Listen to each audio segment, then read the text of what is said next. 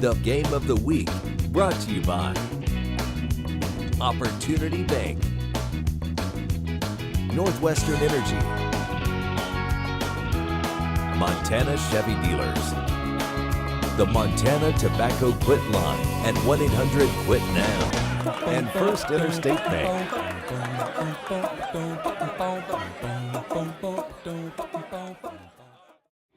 And welcome everyone to Vigilante Stadium in Dillon. It's Hall of Fame Saturday. This is the SWX Game of the Week as the Bulldogs of Montana Western take on the Mountaineers of Eastern Oregon. Rocky Erickson alongside Herm Ellenboss. Herm, how hard is it to play the same team twice in the same season? In week 3, Eastern Oregon won a close game over Western, 27-24. Well, that's life in the Frontier Conference, Rocky. You play each game twice every year. They all count as conference wins or losses. But what a difference it can be from matchup to matchup. When in LeGrand, you may have a home crowd advantage. You do the home cooking, you stay in your own bed. But when you go back to Dillon for the Western Montana matchup, everything changes. So what the difference in that game may have been a field goal or less, but the difference today may be totally different based on just playing in a different venue. Now, we were here just 2 weeks ago when Montana Western stunned then number 5 Montana Tech, but a disappointing loss last weekend against the College of Idaho. For Eastern Oregon, they're also coming off a disappointing loss. Yeah, they went up against Southern Oregon, who's averaging over 50 points a game, and after being ahead, they fell in the second half. But even then, there's a good takeaway because they held Southern Oregon way below their offensive average. So, you know, Eastern Oregon came away from that with some positive things that they can build on this week. Montana Western 3-4 on the season. Eastern Oregon 2-4. Herm, what are going to be the keys for the Mountaineers to get a sweep against Western? Well, what a luxury it is for Coach Tim Camp from Eastern Oregon to have a freshman signal caller in Kai Quinn. He has accounted for more than 2/3 of the offense for his team this year, and you can go to this guy, he's got the fresh legs, and he can really change a game. But on the other hand, Western knows his ratings coming in too, and they can design a defense. So for Eastern Oregon, they have to protect Kai Quinn, run some deceptive stuff once in a while to open things up for Kai, work some things away from him once in a while, and then just ride the freshman and the rest of this solid team to a win. For the Bulldogs of Montana Western to get a sweep against the Mountaineers, they're not going to be able to give up that big play and win the turnover battle. It's the SWX Game of the Week. Montana Western at home up against the Mountaineers of Eastern Oregon.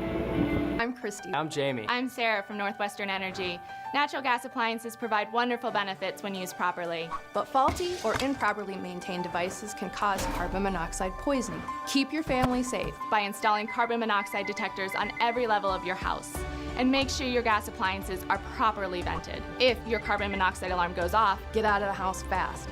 And from a safe distance, call Northwestern Energy. Together, Together, we can deliver a brighter future. Out here, we love our animals, from the wildlife to the livestock.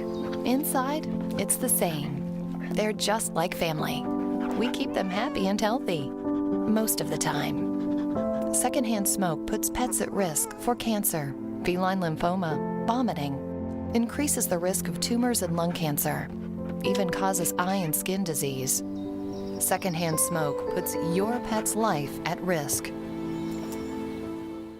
In 1968, Homer Scott Sr. purchased a small bank in Sheridan, Wyoming. That endeavor was the start of First Interstate Bank. Homer knew that the bank would only be as strong as the communities it served. Today, Homer's credo still holds true. First Interstate has donated more than $50 million and 154,000 volunteer hours to nonprofit organizations and the communities it serves. First Interstate Bank. It's you and I together. Today we're going to talk about trucks. Right on. Which of these truck brands do you think offers best-in-class HD horsepower and the most capable off-road mid-size pickup? I go Ram. I would put it on Ford. Let's find out. Chevy. That's right, it's Chevy. They look amazing. Wow. Chevy's killing it. Yeah, definitely. Trade up to this light-duty Silverado All-Star and get a total value of over $11,200. Or during Truck Month, get 0% financing for 72 months on our most popular Chevy trucks. Chevy, the #1 automotive brand in Montana.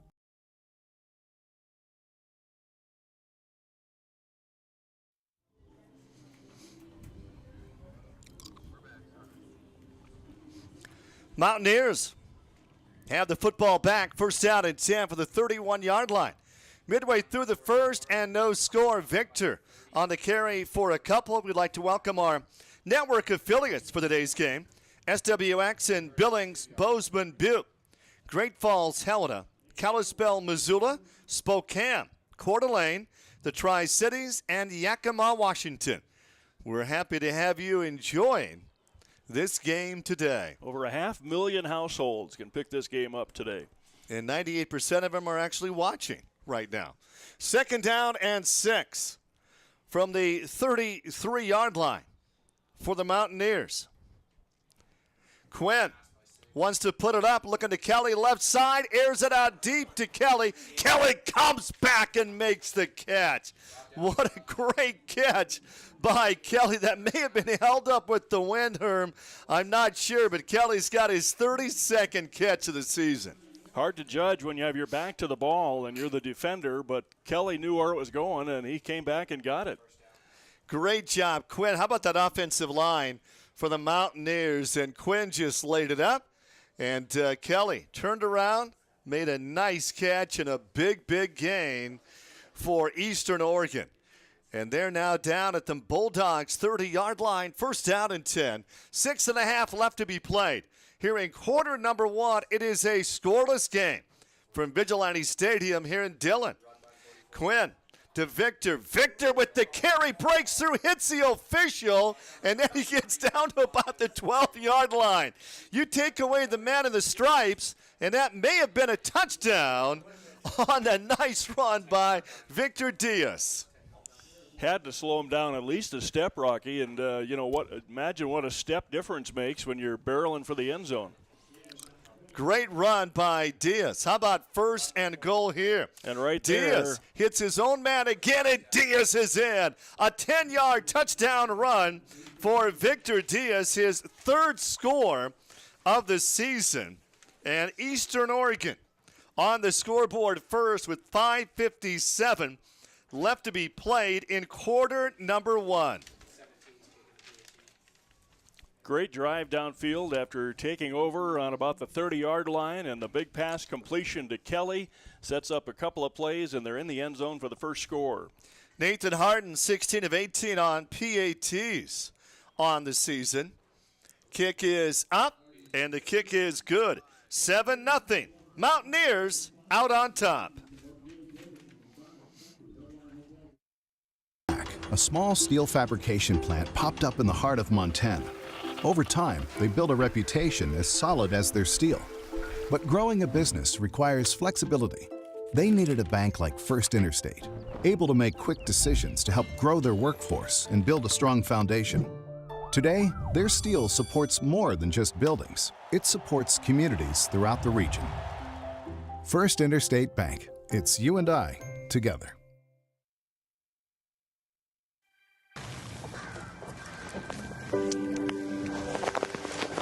Hey man, got some chew? No, man. This stuff's dangerous. Hey, can I get a zip? No way. Why not? Give me one good reason. It's full of toxic chemicals. It rots your teeth, and it causes cancer. Prove it. It says so right in the can. Well, why do you do it? So then why do you chew? Today we're going to talk about trucks. Right on. Which of these truck brands do you think offers best-in-class HD horsepower and the most capable off-road mid-size pickup? I go Ram. I would put it on Ford. Let's find out. Chevy. That's right, it's Chevy. They look amazing. Wow. Chevy's killing it. Yeah, definitely.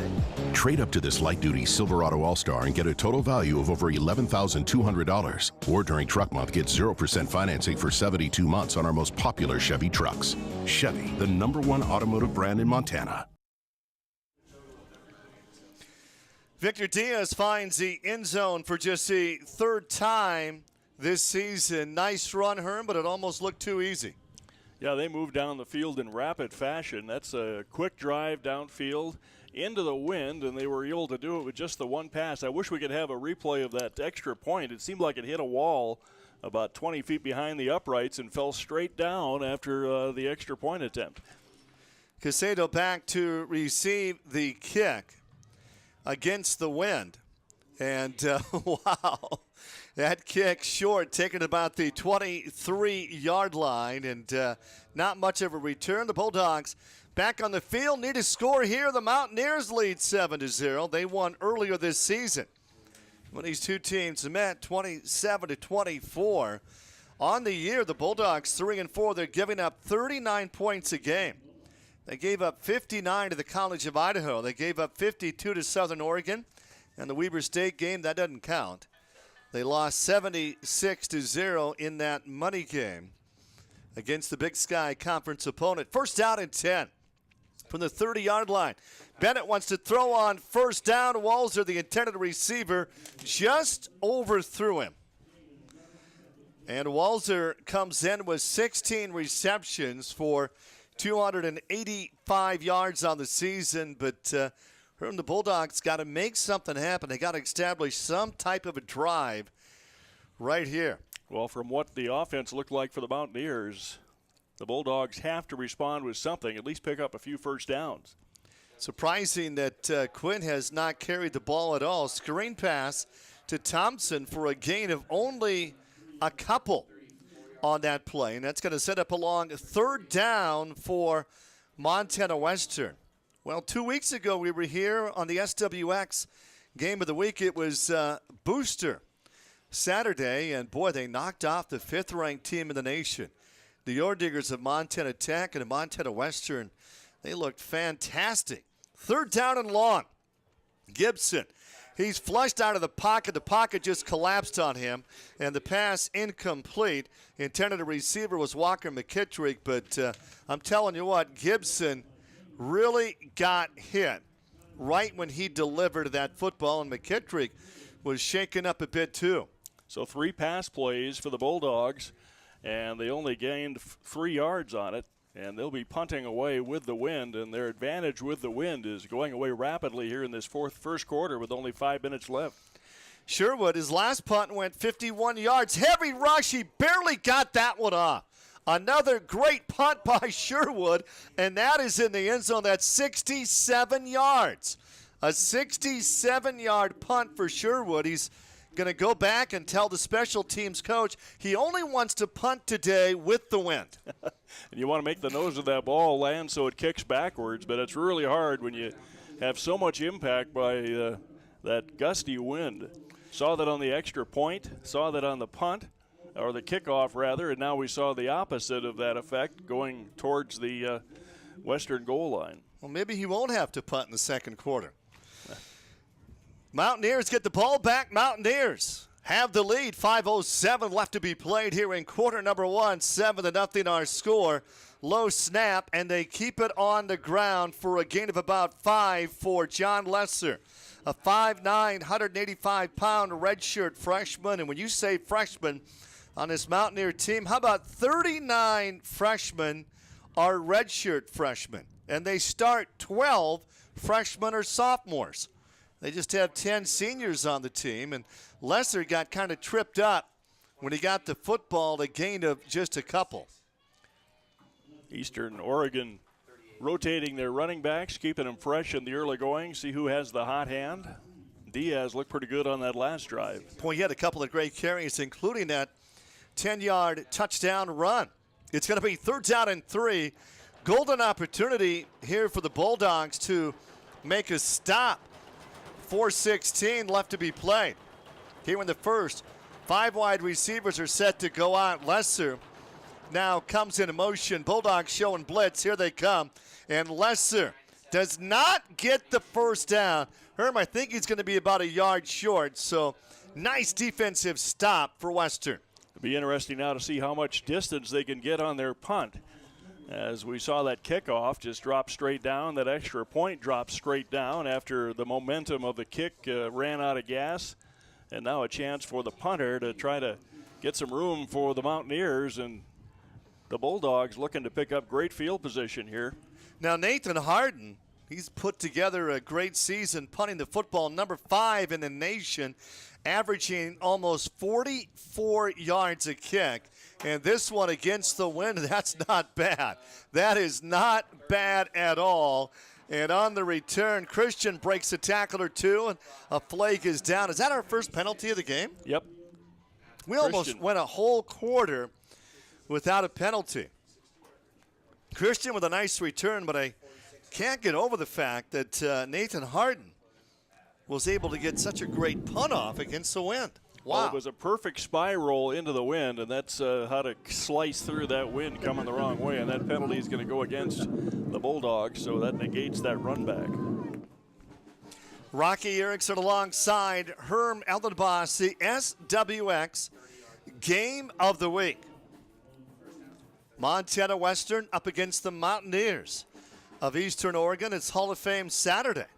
And speaking of Hall of Fame, one of our halftime guests on the First Interstate Bank halftime report will be Joe Morstein. He led the nation in punting in 1960, was inducted into the Hall of Fame in 1982.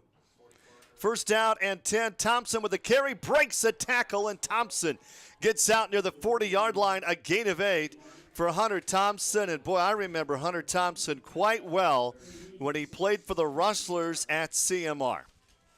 Hunter Thompson doing a great job of running north and south. He saw the hole, dove into it, picked up good first down yardage, which has been rare so far for the Bulldogs. Second down and 3 now.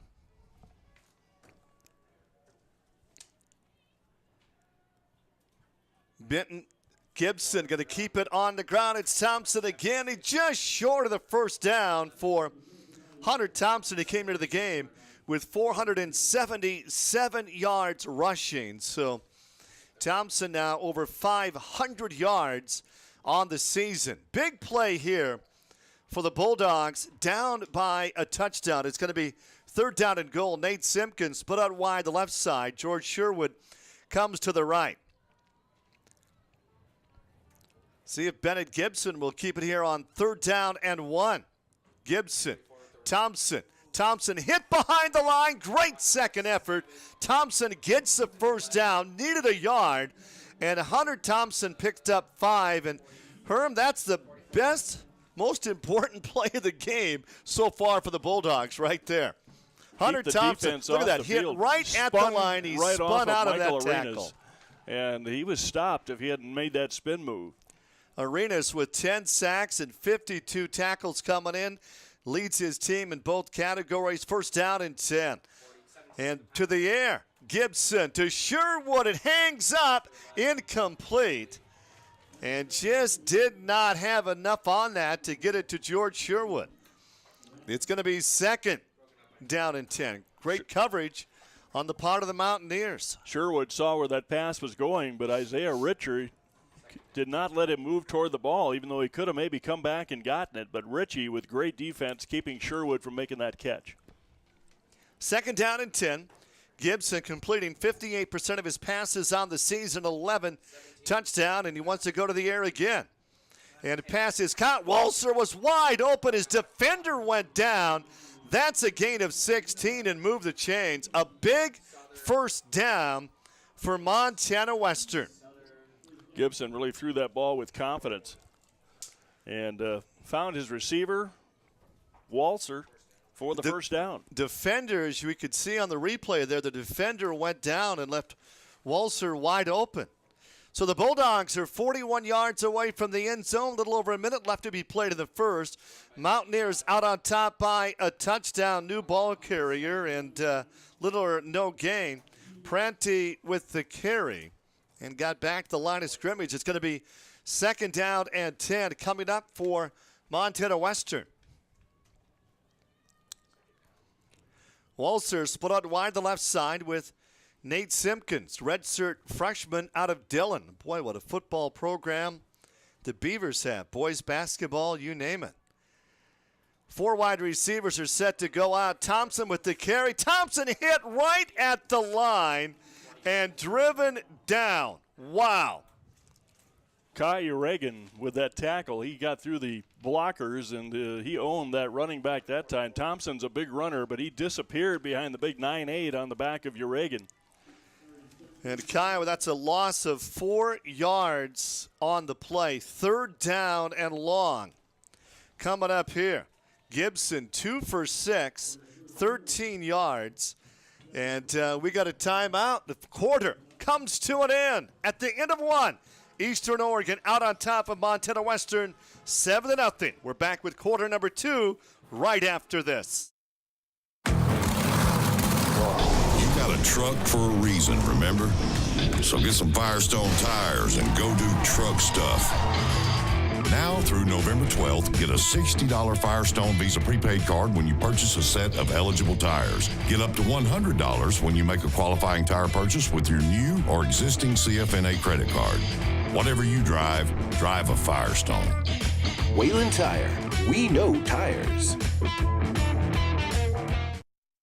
Nestled at the base of the Elkhorn Mountains in Montana City, Montana, the Elkhorn Mountain Inn is your ideal location for superb accommodations and excellent service. Opportunity abounds in the great outdoors with convenient access to lakes, biking and hiking trails, golf courses, fishing excursions, and more. Be sure to experience the various museums, shopping, and restaurants downtown Helena has to offer. We'll provide outstanding service and a warm atmosphere for you, including a continental breakfast and free Wi-Fi. Book your room online at elkhornmountainin.com or give us a call, 406-442-6625.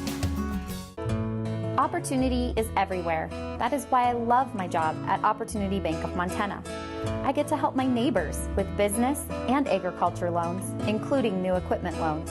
I understand that people need a bank they can rely on. You see, I grew up here with the eastern high plains out our front door and the crazy mountains in our backyard. Come see me, Brandy, or one of my colleagues at Opportunity Bank of Montana. Your local bank, your opportunity.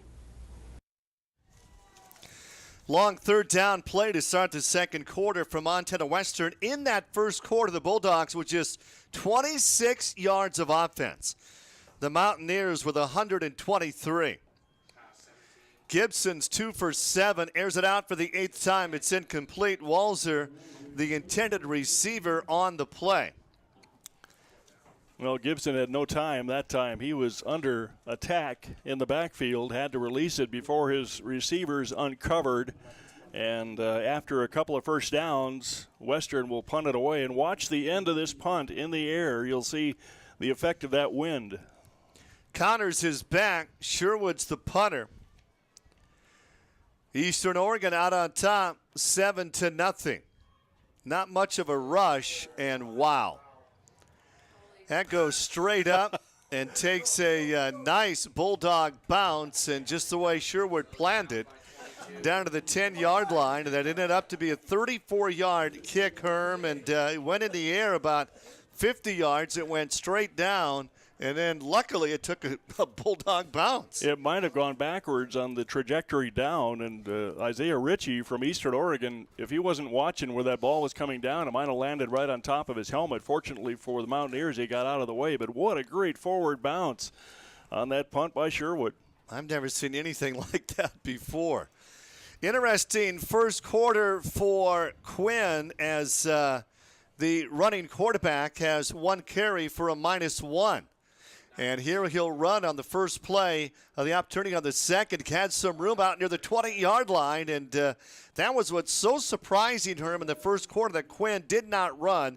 He rushed for 189 yards the last time these two teams played. That's going to be an 8-yard carry for Kai Quinn. A little hesitation move by Quinn gives him a few more yards as he takes it upfield on Sonny Owana before Owana makes the tackle. Second down and short. It's going to be 2nd down and a yard.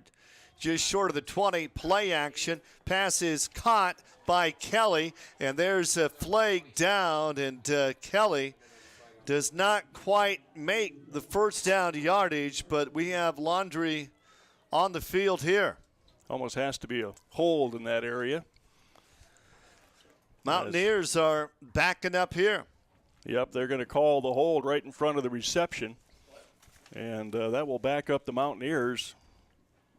You know, it's funny. It's like the Oregon or Eastern Oregon didn't check the wind direction because they're running it into the with the wind, and they passed into the wind. That's right. And they got a touchdown doing that. So it's kind of interesting that now that they're backed up here, of course, they're going to use the wind at their backs and run running plays. 28th time these two teams have met. Eastern Oregon leads in the series 18-9. Second down and 11. Kai from the 2-yard line. Kelly comes back to make the catch, but Brendan Kelly is out of bounds.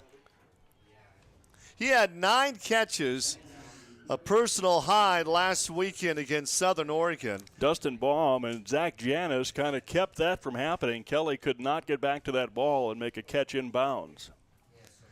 So Kai Quinn, 1 for 4 on the afternoon. 37 yards on that one completion. Third down and 11. Quinn, he's in the goal line. Quinn comes out, fires a strike to Kelly, and what a catch. Out near the 40-yard line. A great throwing ball. Also a spectacular catch from Brendan Kelly, and what a first down that was. On third down and 11 on the Opportunity Bank replay. How about this throw by Quinn? He threw that in the air over 50 yards, and Kelly jumps up, and it makes the great catch. And how about the patience and the time he had to pick out that receiver downfield for Kai Quinn? And he had a low trajectory on it, and it didn't sail on him, and now we're marching off more yardage, I believe. Third down and 11 and a big, big gain. And now from the 41-yard line, 13:39 left to be played in the first half. Eastern Oregon has found their passing game here in the second quarter. And they're going to go on the ground, and Victor for a gain of just a few. The big back, 5'9", 205-pound redshirt freshman from Middleton, Idaho. Gain of about 3 on that play. Michael Bennett on that stop for the Bulldogs. Connors split out wide to the left side for the Mountaineers. Mountaineers doing a good job of mixing up their plays. That time they went with a running play on first down. And Victor again. Hit at the line, and Victor spun down. A gain of about 4. And Jason Ferris prevents that cutback move that would have taken him beyond the first down yardage if he'd gotten away from Jason Ferris. Jason Ferris, another Dylan Beaver football player. They lost last night, the Beavers, to number 3 Hamilton, 32-28. Just their second regular season loss in 5 years for Dylan. You know, if they get back in the state championship game again, it's a Class A record, 7th straight trip to the State A final. On third down, and Lesser gets the first down. Lesser out to the 27-yard line. What a great hole to run through for the running back from Eastern Oregon. He had plenty of options there around the right side and had room to run and pick up that first down, and Mountaineers getting deep in Western territory. Connors to the left side. Kelly to the right side on first down and 10 for the 27-yard line. And they keep it on the ground again to Lesser inside the 25 to the 23 for a gain of 4 more. And Herm, how about that offensive line for Eastern Oregon? And what a job they've done so far here in the first half. Yep, Colton Alefteris, Luke Thomas, Braden Kearsley, Ataya Matafa. They are doing a job on the Bulldog defense. It's going to be second down and 6. Connors will come in motion. Quinn wants to run, then turns around. The pass is incomplete, and that was almost entered. Well, Dustin Pickens should have had the pick. Dustin Pickens trailing that play, and he was in position to run all the way if he'd have made that catch. And Quinn, with his back to the Dillon defense, threw it right at him. Another penalty. We're going to move the Mountaineers back. 11:14 left to be played here in the first. Low-scoring game thus far, as Montana Western comes at averaging 28 points a game. And the Mountaineers averaging 25. Just one touchdown combined. It's going to be second down and 16. That was one of those, are you throwing it to me, plays by Dustin Pickens. Not ready for that perfect throw. Quinn looking to Kelly, airs it out. Kelly, unable to make the catch right at the goal line for Brendan Kelly.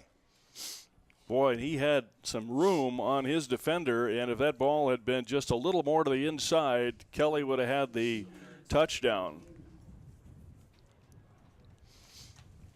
All kinds of time for Quinn to air it out, and great pass. Kelly gets a by step Quinn on his defender, and boy, perfectly thrown ball there, even out in front of him, might have been TD. Third down and long. Come up short here, and would not be surprised they go for it on fourth down. A lot of red jerseys, and Quinn comes out unscathed. His pass is incomplete. How did he not get taken down on that play? That is surprising. Connor Falk was the intended receiver. And Denzel Mawa stayed with that play from senior high in Billings and chased him all the way to the sideline. Can't imagine Kai Quinn liked seeing that. Well, they're going to go for a 50-yard field goal attempt for Hardin. He was good from 45 this year. He's not missed a field goal. He's got the wind to his back. Instead, on fourth down and 16, they're going to go for it or try to draw him off sides. Try to pick up 5 more yards for a Hardin field goal attempt. Fourth down and 16. Quinn on fourth down. Airs it out. It's bobbled incomplete. Intended receiver Calvin Connors, and, well, the Bulldogs are going to get it back. Bennett Gibson breaks that up at the last gasp. That's not Bennett Gibson. That's Sonny Owana. Watch Sonny Owana come up and make the stop on that pass and keep that from being a reception. Well, the Bulldogs dodge a bullet. We'll take a break. Be back with more right after this. Here, we love our animals, from the wildlife to the livestock. Inside, it's the same. They're just like family.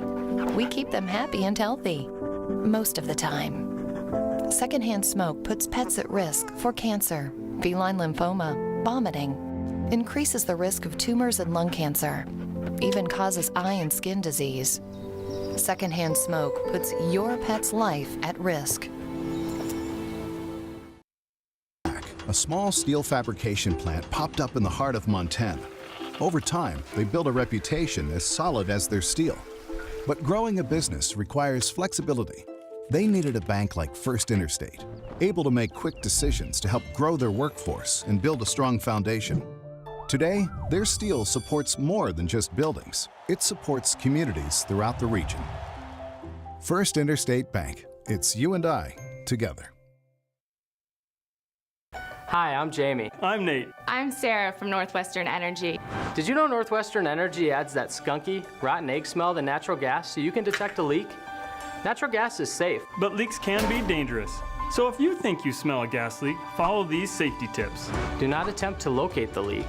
Do not use any electrical switches, appliances, or an open flame. Get out of the house fast. And from a safe distance, call Northwestern Energy. Together. Together. Together, we can deliver a brighter future. Just 63 yards of offense for the Bulldogs, 132 for the Mountaineers.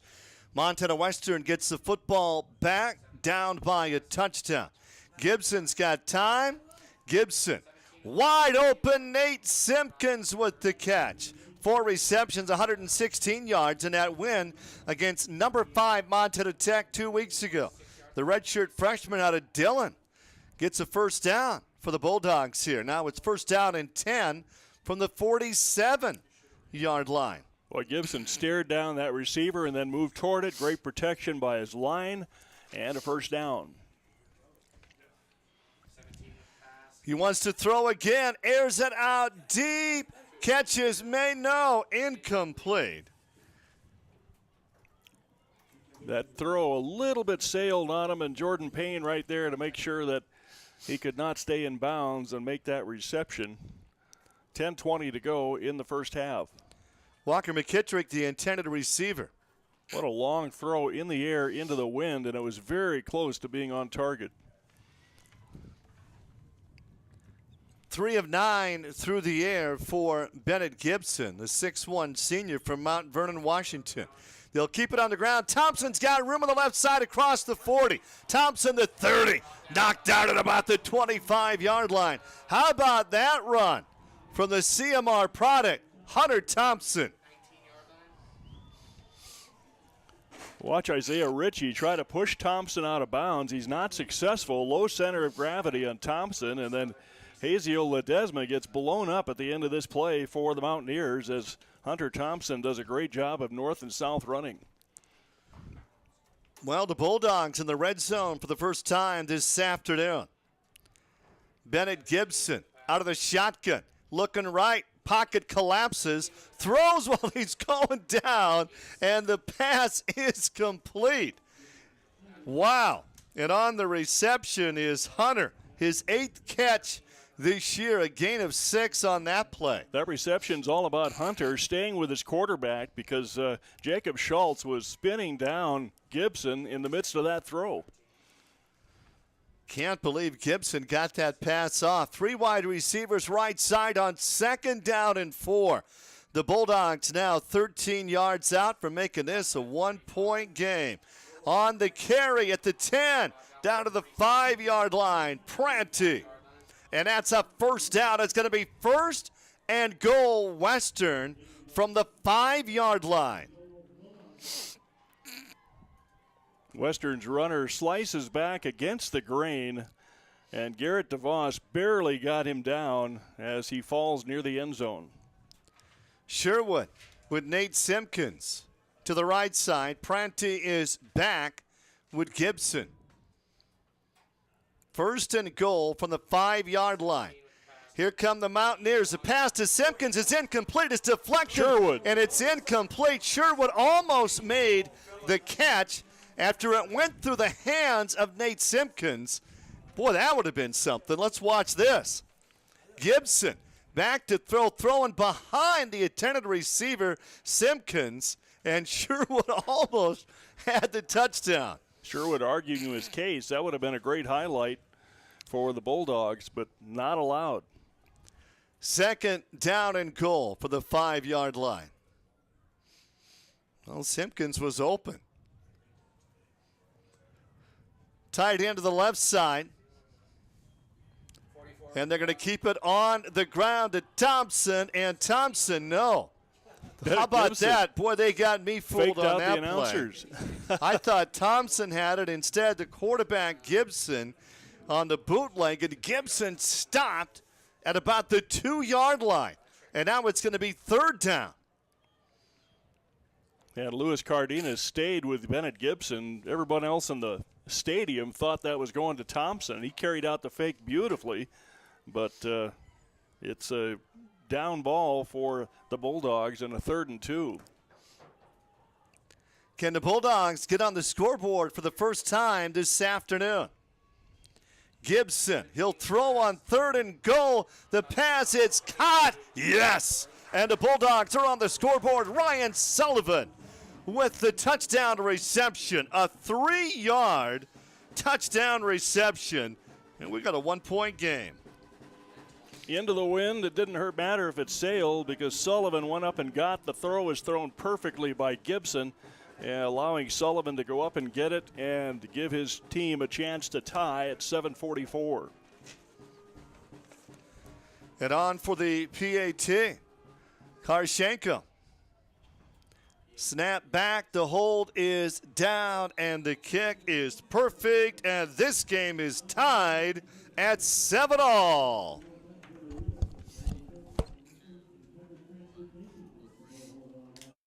Writing and arithmetic are elementary topics. But what about rate of return?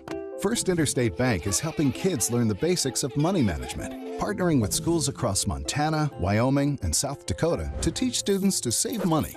Over 1,300 savings accounts later, these mini bankers have saved nearly $2 million, helping them learn another term, ROA, Return on Allowance. First Interstate Bank. It's you and I together.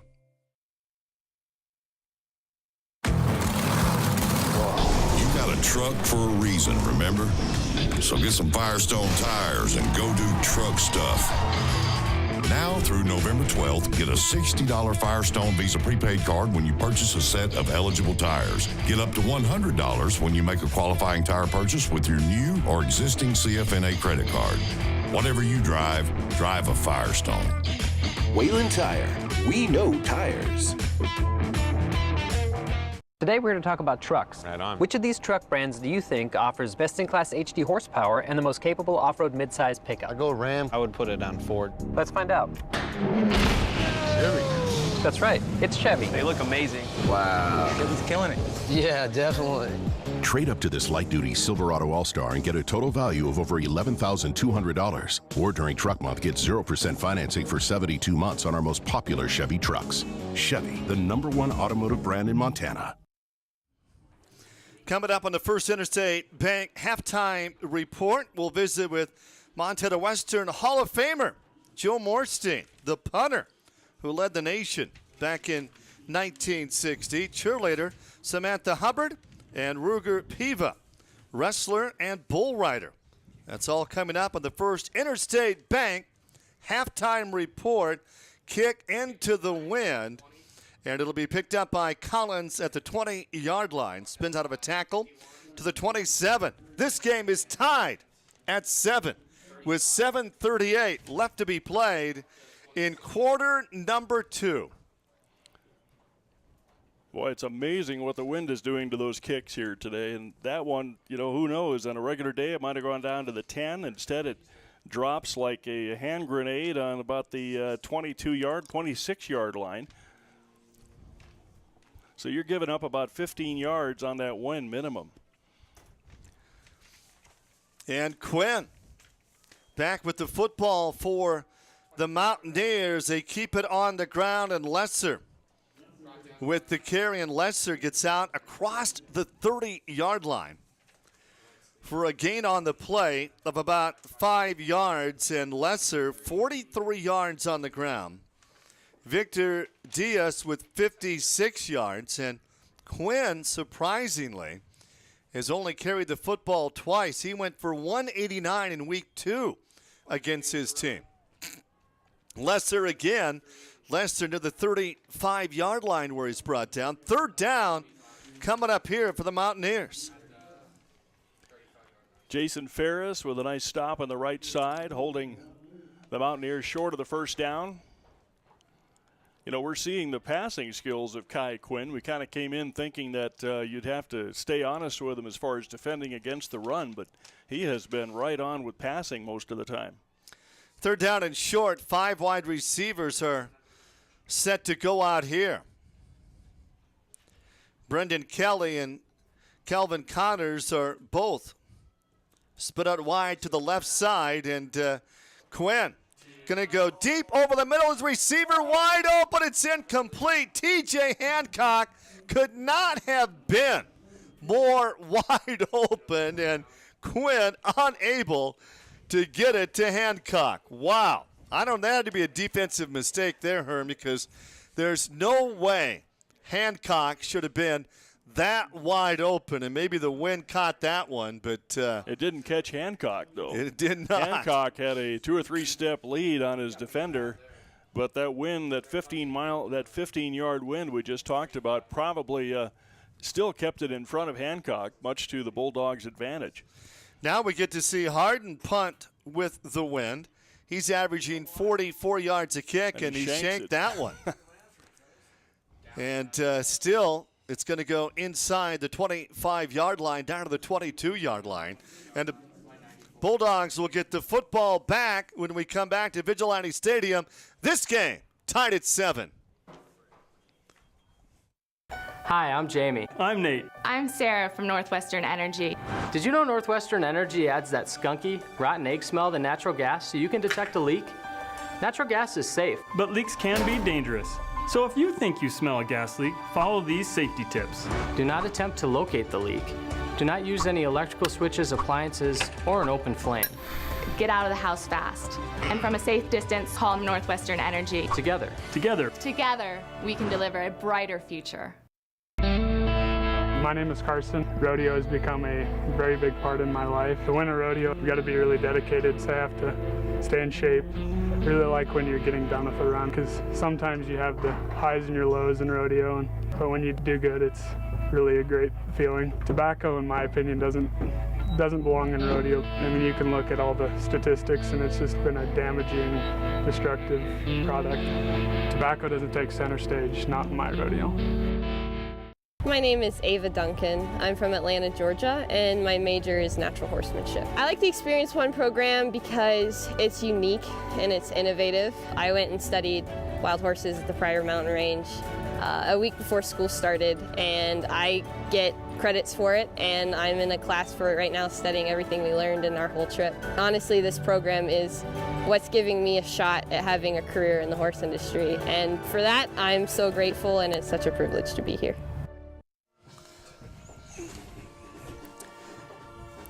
6 minutes, 7 seconds left to be played. This is quarter number 2 of the SWX Game of the Week, Vigilante Stadium in Dillon. Rocky Erickson alongside Herm Ellenboss, and on first down, it's Hunter Thompson. Going to try to make the corner, and Thompson dives to the 25 for a gain of about 3 yards. Hunter Thompson out of CMR, 74 yards already, averaging 8.2 yards a carry. Well, when you pick up 34 on one carry, kind of helps the average out just a bit. He's a load to bring down. He's one of those runners that as the game progresses, if they run him enough times, he's going to get more and more yardage. Gibson wants to throw, and so Waltzer's open, and the catch is made. That is Sherwood. George Sherwood. Wow.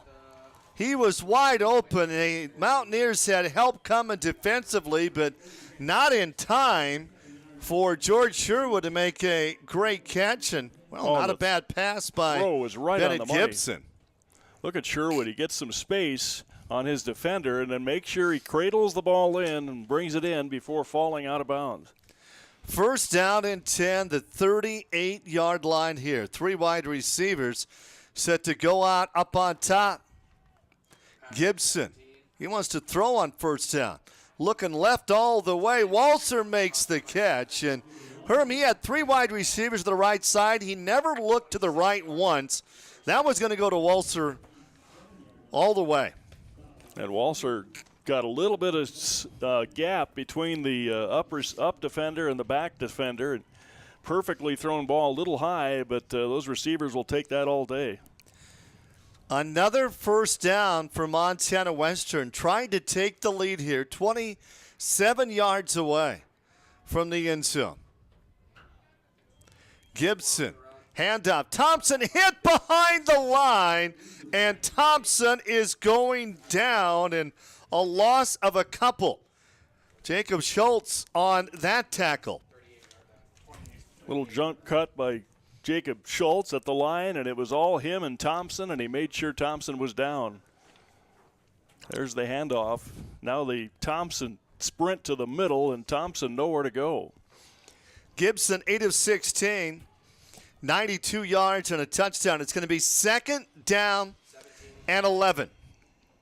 Gibson stays in the pocket to the end zone. Yes! It's caught incomplete. They say he's out of bounds. Walzer. Wow. And I can't believe he was out of bounds. I can't believe the accuracy of these throws into the wind by these quarterbacks. Great throw by Bennett Gibson. Walzer in the back of the end zone. He was out of bounds. And, of course, Ritchie got up immediately trying to sell that. That's what you do when you let the ball be caught over your head. Third down and 11. Well, almost. The lead for the Bulldogs. Looking right, airs it out. Sherwood makes the catch, and the penalty flag is down. It's going to be an offensive pass interference call on Sherwood. Pretty obvious push there just before, as you can see, a shove by Sherwood at the end of this. I didn't see it in the highlight, but it was obvious from our point of view. and Western is going to back up. It's not a penalty if the official doesn't see it. 3:37 left to be played here in the first half. This game is tied at 7. Western comes in 3-4 on the year. Eastern Oregon 2-4 the second time they met. Back on September 9th in LeGrand, Oregon. Eastern Oregon came back to win 27-24. It's the 28th meeting in the history of this series. Eastern Oregon leads 18-9. They have not won a road game this year. They're 0-3. This is a team that made it not just to the playoffs a year ago, but they were in the Final Four, losing to Baker in the semis. Third down, how about 25? And on the run, Thompson got room, 40. Thompson 35 down to the 30 and does not make it back to the original line of scrimmage, but gets down to about the 29-yard line. And on fourth down and long here, from the 29, you really can't kick a field goal into the wind from 46 yards. So the Bulldogs are set to go for it here. Thompson lowers his shoulder and knocks back Hughes at least 5 yards when he delivers the hit at the end of that last run. Fourth down and 13. Gibson looking left to Sherwood. No, Sherwood can't bring it home at about the 5-yard line. And, Bennett Gibson threw that one, Herman, double coverage. But, hey, George Sherwood had a shot at it, though. He really did. Sherwood had a great look at that. It was a back shoulder throw. Ritchie right with him, and Sherwood had both hands on that ball, couldn't bring it in. Boy, the quarterbacks at this level are outstanding, aren't they? Well, especially when you feel that wind when you go out there and do your stuff before the game and see these guys playing into that wind and the punts dropping straight down, and they're still getting their throws on target. First down and 10, and Victor with the carry. Victor breaks a couple of tackles. Victor still going. That's a gain of 12 for Diaz. He's got a touchdown run to his credit this afternoon, and boy. And the tackle done by Team Bulldog, nobody could bring him down until the very end. We're tied at 7. Victor again hit behind the line, and Victor a gain of just a couple on that play. So it's going to be second down coming up. So Victor Diaz, his numbers on the afternoon, 9 carries, 69 yards, averaging 7.7 yards a carry and a touchdown. Play action, gonna go deep. It's short, coming back for the football. Brendan Kelly makes a great move, and Kelly into the end zone on a touchdown that covers 57 yards. 57 yards, and Brendan Kelly came back for the football. Watch this. What a play by Kelly. Quinn gets the pass off. Kelly comes back, makes the catch, double coverage, blows past his defenders, and runs the remaining 30 yards into the end zone on that touchdown. 57-yard pass, and Eastern Oregon has taken the lead on the PAT. The kick is up. It's good. It's 14-7. Eastern Oregon out on top. A big, big play there for the Mountaineers as Quinn got it to Kelly. Wow. 14-7. The Mountaineers are out on top. Last week in their rivalry game up against Southern Oregon, the 7th-ranked team in the nation. They were ahead in that game, and then Southern Oregon came back to win it 31-27. And how about Quinn? He threw for 307 yards in that game, and that's the most yards that Kai Quinn has thrown for this season. But in a losing effort, and for the Bulldogs of Montana Western, they got blasted at home last weekend, losing to the College of Idaho 59-27. And that after they knocked off the 5th-ranked team in the nation, the Montana Tech Diggers, the week before, 42-35. Bennett Gibson, a huge game 2 weeks ago. He threw for 365 and 3 touchdowns. And Thompson ran for 117 yards in that win up against Montana Tech. And Nathan Harden on the kick. And it'll be taken from the 4-yard line. On the return out across the 20 to the 25-yard line. Well, what do the Bulldogs have for a 2-minute offense here? Well, 143 to be exact. 14-7 our score. It's Hall of Fame Saturday coming up on the First Interstate Bank halftime report. I'll interview Joe Morstein. Joe Morstein back in 1960 led the nation in punting. He averaged 46 yards a punt. He got the nickname Joe the Toe Morstein. Now, the leading punter in the NFL in 1960 was Bobby Joe Green of the Pittsburgh Steelers. And he averaged 44.2 yards a kick. So Joe Morstein back in 1960, he led everybody. And being inducted into the Hall of Fame at halftime today, the 1967 Bulldogs football team, they claimed the Frontier League's first championship with a 55-6 win over Rocky Mountain College. They were 6-1 on the year. They lost their opener to Ricks College before they rolled through and won their remaining 6 games. So the Bulldogs down by a touchdown will start their drive for the 25-yard line. Bennett Gibson, 8 of 18, 92 yards in a game. And they're going to keep it on the ground. Hunter Thompson. Thompson with a first down and then some. Thompson out to the 40-yard line, a 15-yard gain for Hunter Thompson. Wow. Thompson's got 90 yards here in the first half, averaging 7.5 yards a carry. Wow.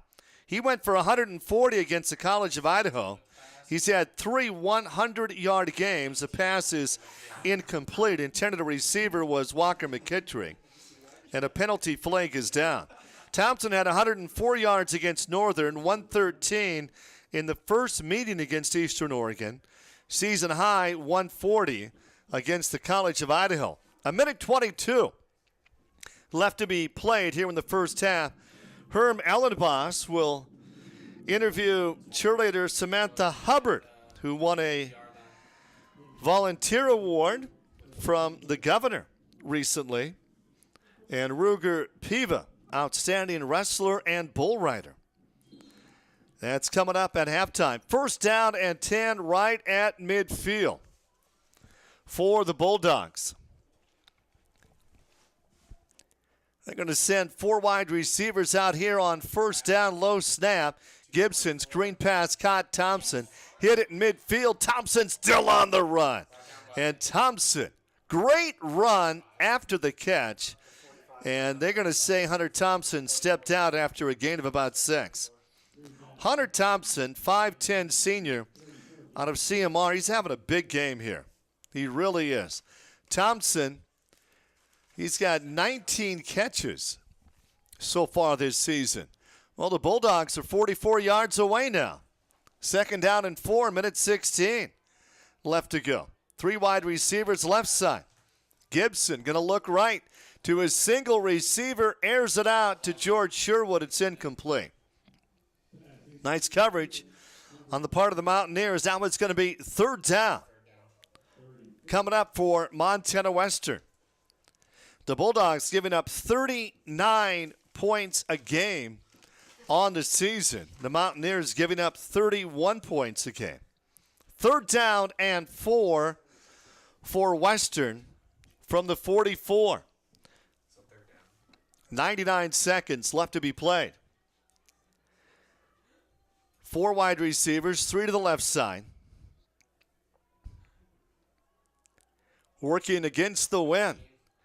Gibson looking right to Sherwood. Comes back, makes the catch. The 20 gets tripped up. Or George Sherwood would have been in the end zone. Wow. Sherwood stopped at the 11-yard line. Let's watch the Opportunity Bank replay. Gibson Got it to Sherwood at the 25-yard line. Then he was just tripped up. Brought down at the 11-yard line. Bulldogs are knocking on the door here. First down and 10. Thompson left side, got some room. Thompson the 5. Thompson lowers his head. It's going to be a touchdown. An 11-yard touchdown run for Hunter Thompson. And we got a 1-point game. 38 seconds left to be played. And Hunter Thompson into the end zone. And for Hunter Thompson, that is just his second touchdown run this season. Karshenko on for the PAT. And how big is this for Karshenko to tie the game? The kick is up, and the kick is good. And this game is tied at 14. Hunter Thompson with the 11-yard touchdown run. So Eastern Oregon scores first. Montana Western comes back to tie it. At the end of one, Eastern Oregon led 7-0, and now the Bulldogs have scored twice here in the second. And this game's all knotted up at 14 with 38 seconds left to be played here in quarter number 2. Well, we're here in the football capital of the state in Beaverhead County. And Beaverhead County High School, Dillon, well, they were upset last night by Hamilton 32-28. Their first loss this season.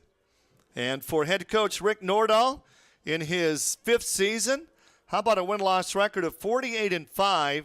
They've won 3 state titles in the last 4 years, a program that Terry Thomas started and got that winning tradition going. They won state championships in 2000, 03, 05, 06, and 2011. And it'll be Collins from the 20-yard line and trying to find some room to run and nowhere to go. So the Mountaineers with 31 seconds left to be played in the first half. And you got to wonder if Eastern Oregon will be play it safe here, which is 31 seconds to go. And what a great game. Tied at 14.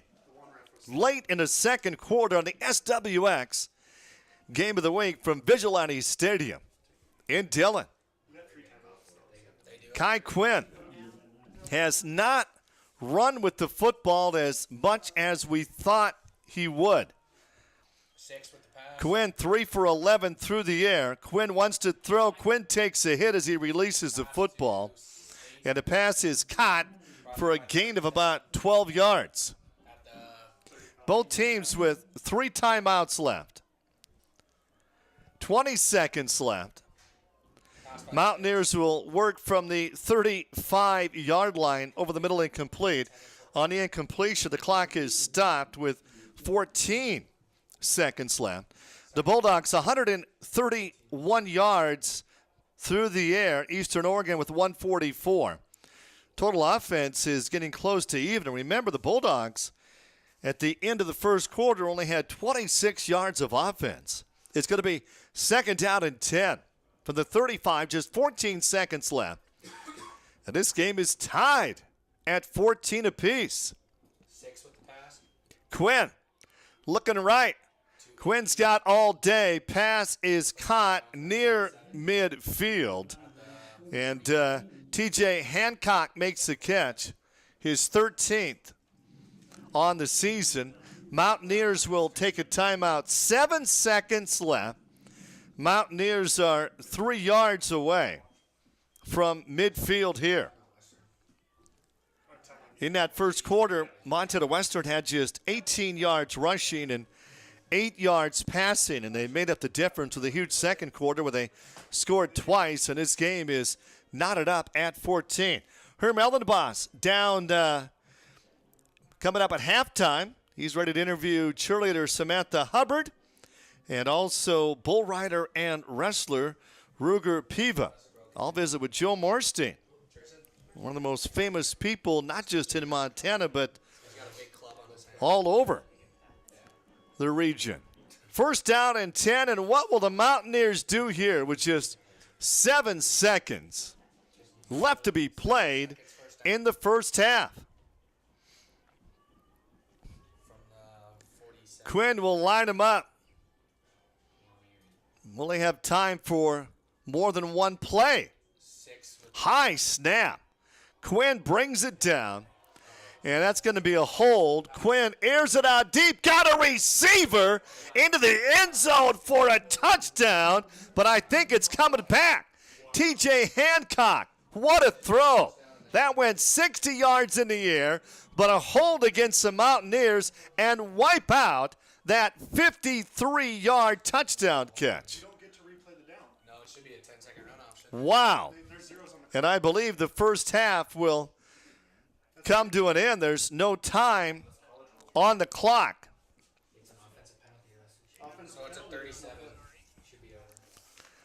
Wow. 53-yard touchdown wiped out. They're going to add some more time on the clock. Boy, Quinn, he threw that 60 yards through the air. So they're going to run a play with no time on the clock here. Kai Quinn scrambles for his life.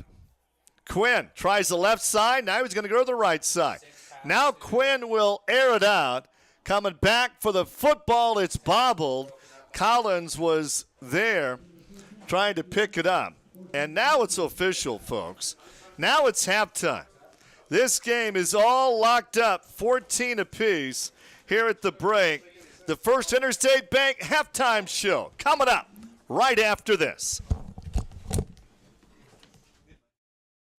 My financial education basically just consisted of advice my parents gave to me. They start becoming more aware of what their money is doing and what they're doing with their money. It's relative, it's timely, it's fresh. Very engaging, it's easy to follow, and it's interesting. A lot of our classes are preparing us for college and to think, but this one is preparing us for life. Our mission here at Opportunity Bank is to provide strong financial futures for Montanans, and we believe that financial literacy plays a big role in that. Today we're going to talk about trucks. Right on. Which of these truck brands do you think offers best-in-class HD horsepower and the most capable off-road mid-size pickup? I go Ram. I would put it on Ford. Let's find out. Chevy. That's right, it's Chevy. They look amazing. Wow. Chevy's killing it. Yeah, definitely. Trade up to this light-duty Silverado All-Star and get a total value of over $11,200. Or during truck month, get 0% financing for 72 months on our most popular Chevy trucks. Chevy, the #1 automotive brand in Montana. Hi, I'm Jamie. I'm Nate. I'm Sarah from Northwestern Energy. Did you know Northwestern Energy adds that skunky, rotten egg smell to natural gas so you can detect a leak? Natural gas is safe. But leaks can be dangerous. So if you think you smell a gas leak, follow these safety tips. Do not attempt to locate the leak. Do not use any electrical switches, appliances, or an open flame. Get out of the house fast. And from a safe distance, call Northwestern Energy. Together, Together, we can deliver a brighter future. 2 year in a row, 3-point leader. Who's that? Yeah. See about 6, 7. You're gonna have to carry me. I have no gas. We have nobody. He was told to meet somebody in right at halftime because he left. Where's Joe Morstein? I don't know. You guys come and just do a little halftime. Okay. Get me on the other side. Me and her. There's the porta potties right down there, or there's no building. In the center. You're on the far side. Where that group of coaches is walking. Is that it? You're on. I heard you talking to her. I see this. I could have done a great interview I could have done a great interview. I'm waiting for my rodeo guy. There's my guy. You want me to do my guy? Who's your guy? I'll wait for my rodeo. She said she'd come back. Okay. You're on air. Halftime, we are tied at 14. The SWX Game of the Week. Hall of Fame Saturday. This is the First Interstate Bank halftime report. Herm? Well, the wind played a little bit of factor in the passing game, definitely in the punting game. We've seen some 56, 62-yard punts, but a defensive battle thus far. much less effect than I would have guessed watching that flag and watching those kicks come straight down.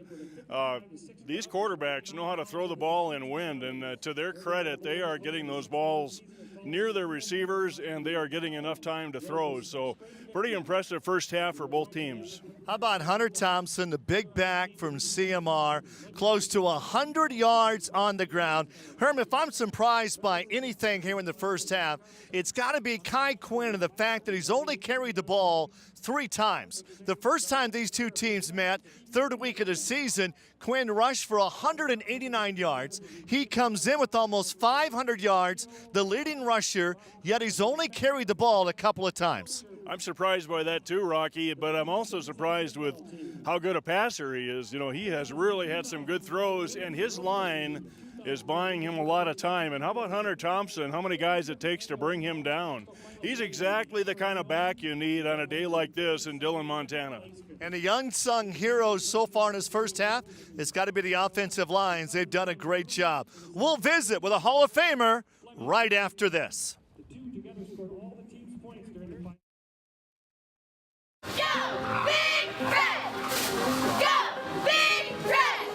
I chose to go to Montana Western to follow in my grandpa's footsteps.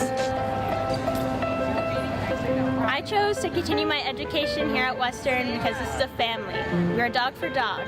I chose Western because of the block system. I chose Montana Western because it's a great value, a great location. There's a ton of cool people.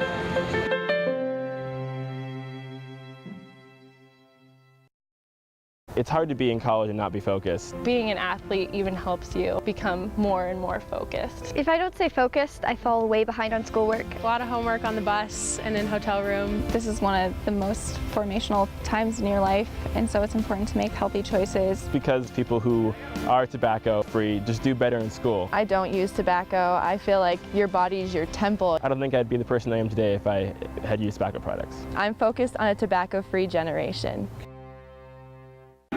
The Sundowner Motel, right in the heart of Dillon, is your friendly, locally owned and operated motel. Nothing too fancy, just clean rooms with comfortable beds, free Wi-Fi, HBO, and an affordable price. Start your day off with our continental breakfast as you head out to see all the sights around Dillon. Oh, and it's right next to the Mexican bus. We're pet friendly with ample car and truck parking. The Sundowner Motel, call us at 406-683-2375. You know, here in Dillon, Montana, the most famous person is not the CEO of the hospital, and it's not the president of the college. No, the most famous person is the person who picks up the trash. His name is Joe Morstein. And how fitting here on the First Interstate Bank halftime show on Hall of Fame Saturday, as several people are being inducted into the Montana Western Hall of Fame, we have the opportunity to visit with a Bulldog Hall of Famer. It was back in 1960 when Joe Morstein, nicknamed Joe the Toe Morstein, led the nation in punting, averaging 46 yards a kick.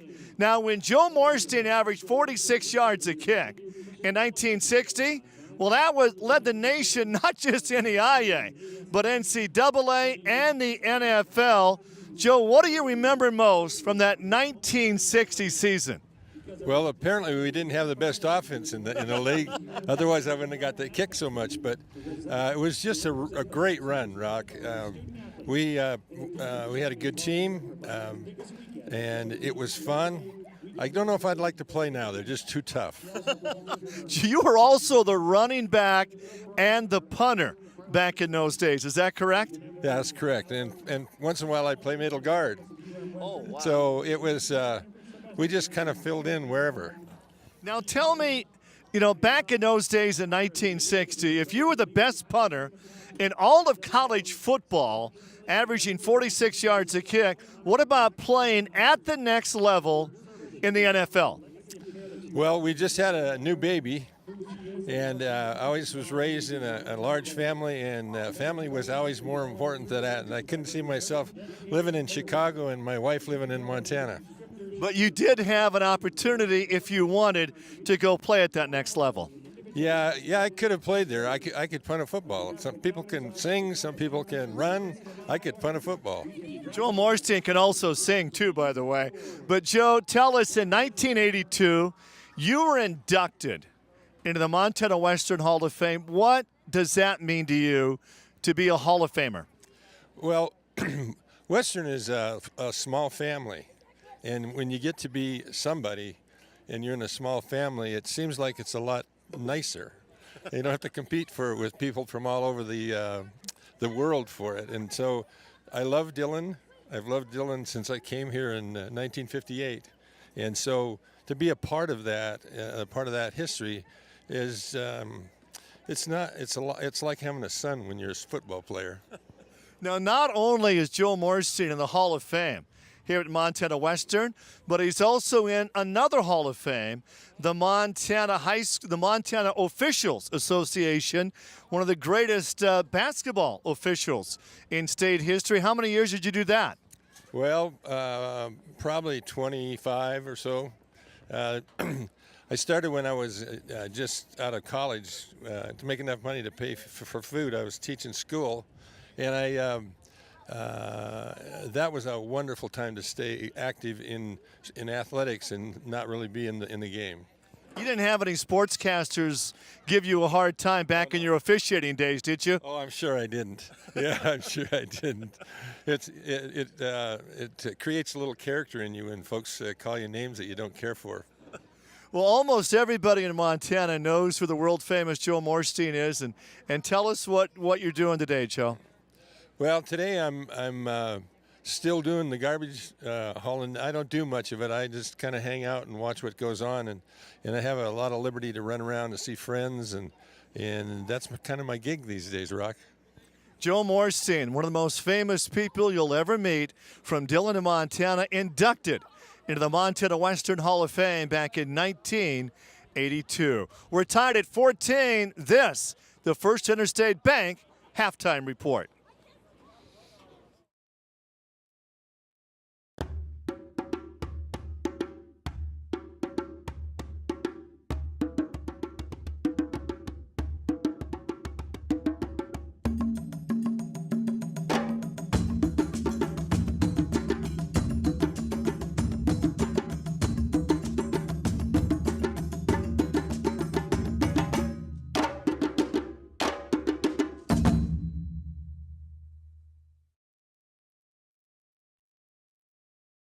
Nestled at the base of the Elkhorn Mountains in Montana City, Montana, the Elkhorn Mountain Inn is your ideal location for superb accommodations and excellent service. Opportunity abounds in the great outdoors with convenient access to lakes, biking and hiking trails, golf courses, fishing excursions, and more. Be sure to experience the various museums, shopping, and restaurants downtown Helena has to offer. We'll provide outstanding service and a warm atmosphere for you, including a continental breakfast and free Wi-Fi. Book your room online at elkhornmountainin.com or give us a call, 406-442-6625.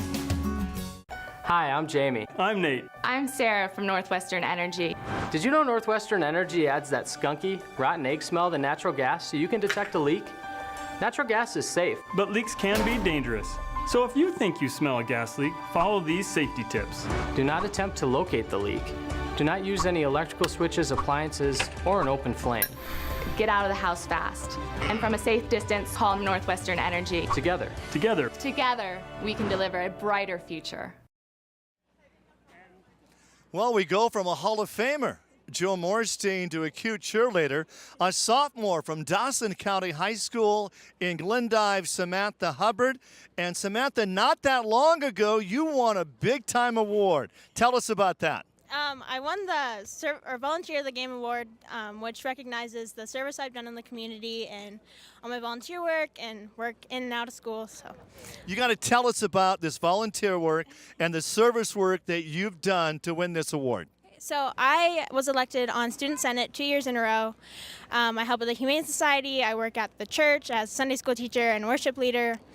I help with the rodeos over Labor Day, concessions for basketball. Do you have time to study? And if so, what is your major? Yeah, I study a lot. I am studying interdisciplinary social science with hopes to go to law after I graduate here.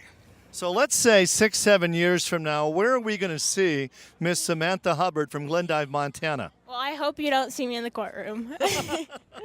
Samantha Hubbard, one of the cheerleaders at Montana Western, on our first Interstate Bank halftime report.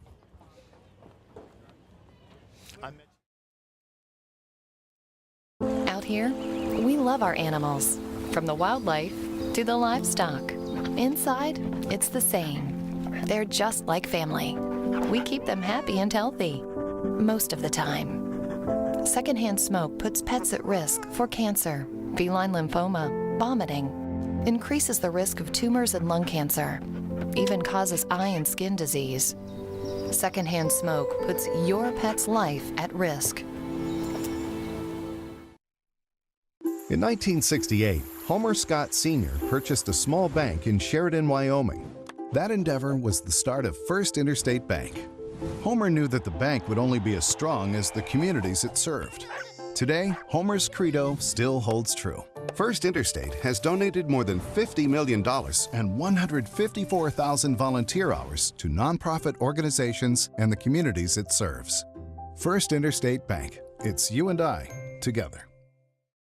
Today we're going to talk about trucks. Right on. Which of these truck brands do you think offers best-in-class HD horsepower and the most capable off-road mid-size pickup? I go Ram. I would put it on Ford. Let's find out. Chevy. That's right, it's Chevy. They look amazing. Wow. Chevy's killing it. Yeah, definitely. Trade up to this light-duty Silverado All-Star and get a total value of over $11,200. Or during truck month, get 0% financing for 72 months on our most popular Chevy trucks. Chevy, the #1 automotive brand in Montana.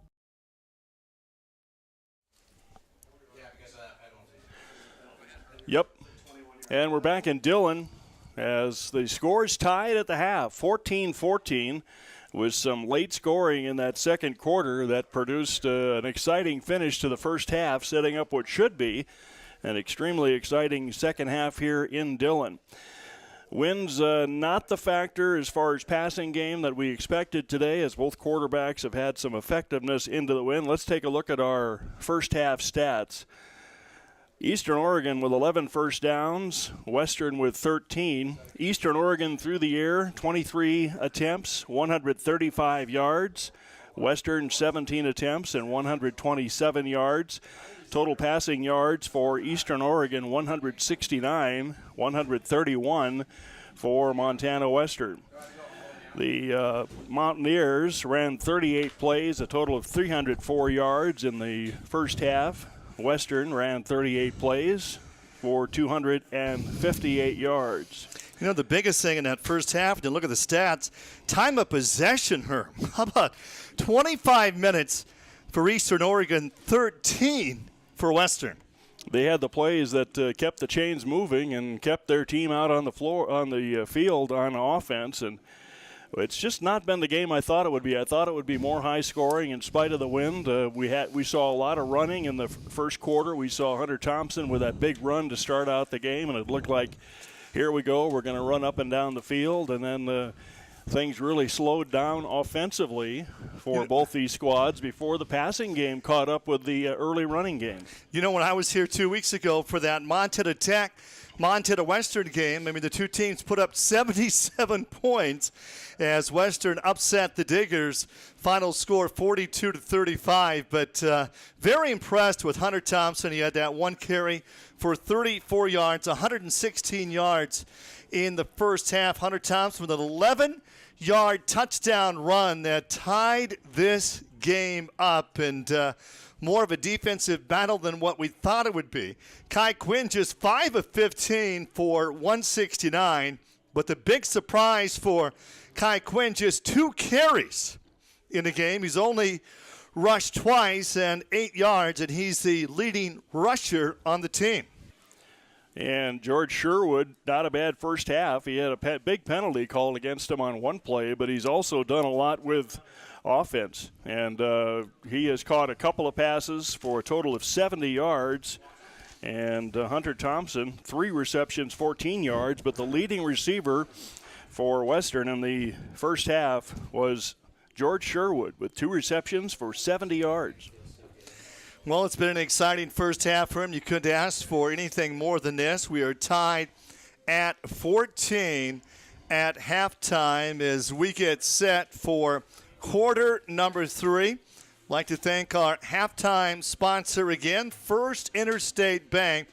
Had a great visit with Hall of Famer Joe Morstein, and I stole the cheerleader interview with Samantha Hubbard from Herm, and I got to do it, Herm. What can I say? You know, and when we were talking before we went to that interview, I had at least a 1.5 foot height advantage on her, and I thought that would be such a good interview. They were going to go YouTube with it and everything else. A big 6'8" Herm towering over Samantha, and she was just the sweetest gal we ever met. And we're tied at 14 at halftime. We'll take a final timeout. When we come back, it's quarter number 3 from Vigilante Stadium in Dillon. Hi, I'm Christy. I'm Jamie. I'm Sarah from Northwestern Energy. Natural gas appliances provide wonderful benefits when used properly. But faulty or improperly maintained devices can cause carbon monoxide poisoning. Keep your family safe by installing carbon monoxide detectors on every level of your house. And make sure your gas appliances are properly vented. If your carbon monoxide alarm goes off, get out of the house fast. And from a safe distance, call Northwestern Energy. Together, we can deliver a brighter future. Opportunity is everywhere. That is why I love my job at Opportunity Bank of Montana. I get to help my neighbors with business and agriculture loans, including new equipment loans. I understand that people need a bank they can rely on. You see, I grew up here with the Eastern High Plains out our front door and the crazy mountains in our backyard. Come see me, Brandy, or one of my colleagues at Opportunity Bank of Montana. Your local bank, your opportunity. EBMS was founded in 1980 to ensure Montana companies could provide health benefits that were both beneficial and affordable. That vision hasn't changed, it's just grown. I joined EBMS more than 20 years ago, and I'm proud to have been part of this growth. Today, more than 300 team members join me at EBMS to offer on-site clinics, wellness, prescription programs, and a full array of benefit services. We've emerged as an industry leader and one of Montana's premier employers. Join a dynamic organization that offers career growth, exceptional benefits, and support for community involvement. EBMS. Biggest surprise on the stat sheet in the first half, time of possession. Eastern Oregon, 25 minutes and 41 seconds in the first half. And Montana Western had the football about half that, 13 minutes and 13 seconds. This game is tied at 14, and quarter number 3 is underway. Line drive kick, stays in bounds, gets all the way to the 2-yard line before it's finally picked up and fumbled and recovered. Oh, my. Isaiah Ritchie had some problems there as the ball went past him. Then he bobbled the football, and, first down and 10, Herm, from inside the 3-yard line. Great way to start the second half, and Ritchie not once but twice gave the ball away and got on it both times to at least keep the possession for his team. First down and 10, and Kai Quinn, he's about 3 yards back in the end zone here to take the snap. First offensive possession of this second half. They're going to keep it on the ground, and with the carry is Lesser, and Lesser, he gets him a little bit of breathing room out to the 5-yard line. Boy, you got to be careful here. You don't want to hand the ball back to Western. With the first couple of plays of the second half, you come out of the locker room with all these schemes, and bam, you're backed up to your own goal line. So it's going to be second down and 7. Now Quinn's at about the goal line.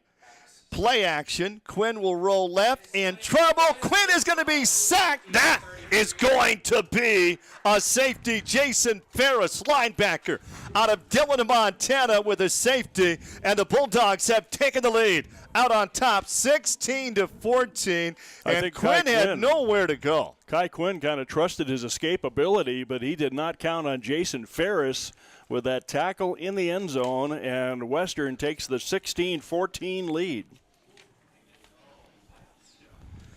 Jason Ferris got the tackle for a loss in the end zone, and 16-14. The Bulldogs, that's their first lead of the game, and Montana Western, they're going to get the football back as well. And boy, Herm, what a way to start. But, it all started on that kick, unable to be fielded at the 2-yard line, then bobbled. And a real forgettable sequence for the Mountaineers as they come out of the locker room and play giveaway in their first possession.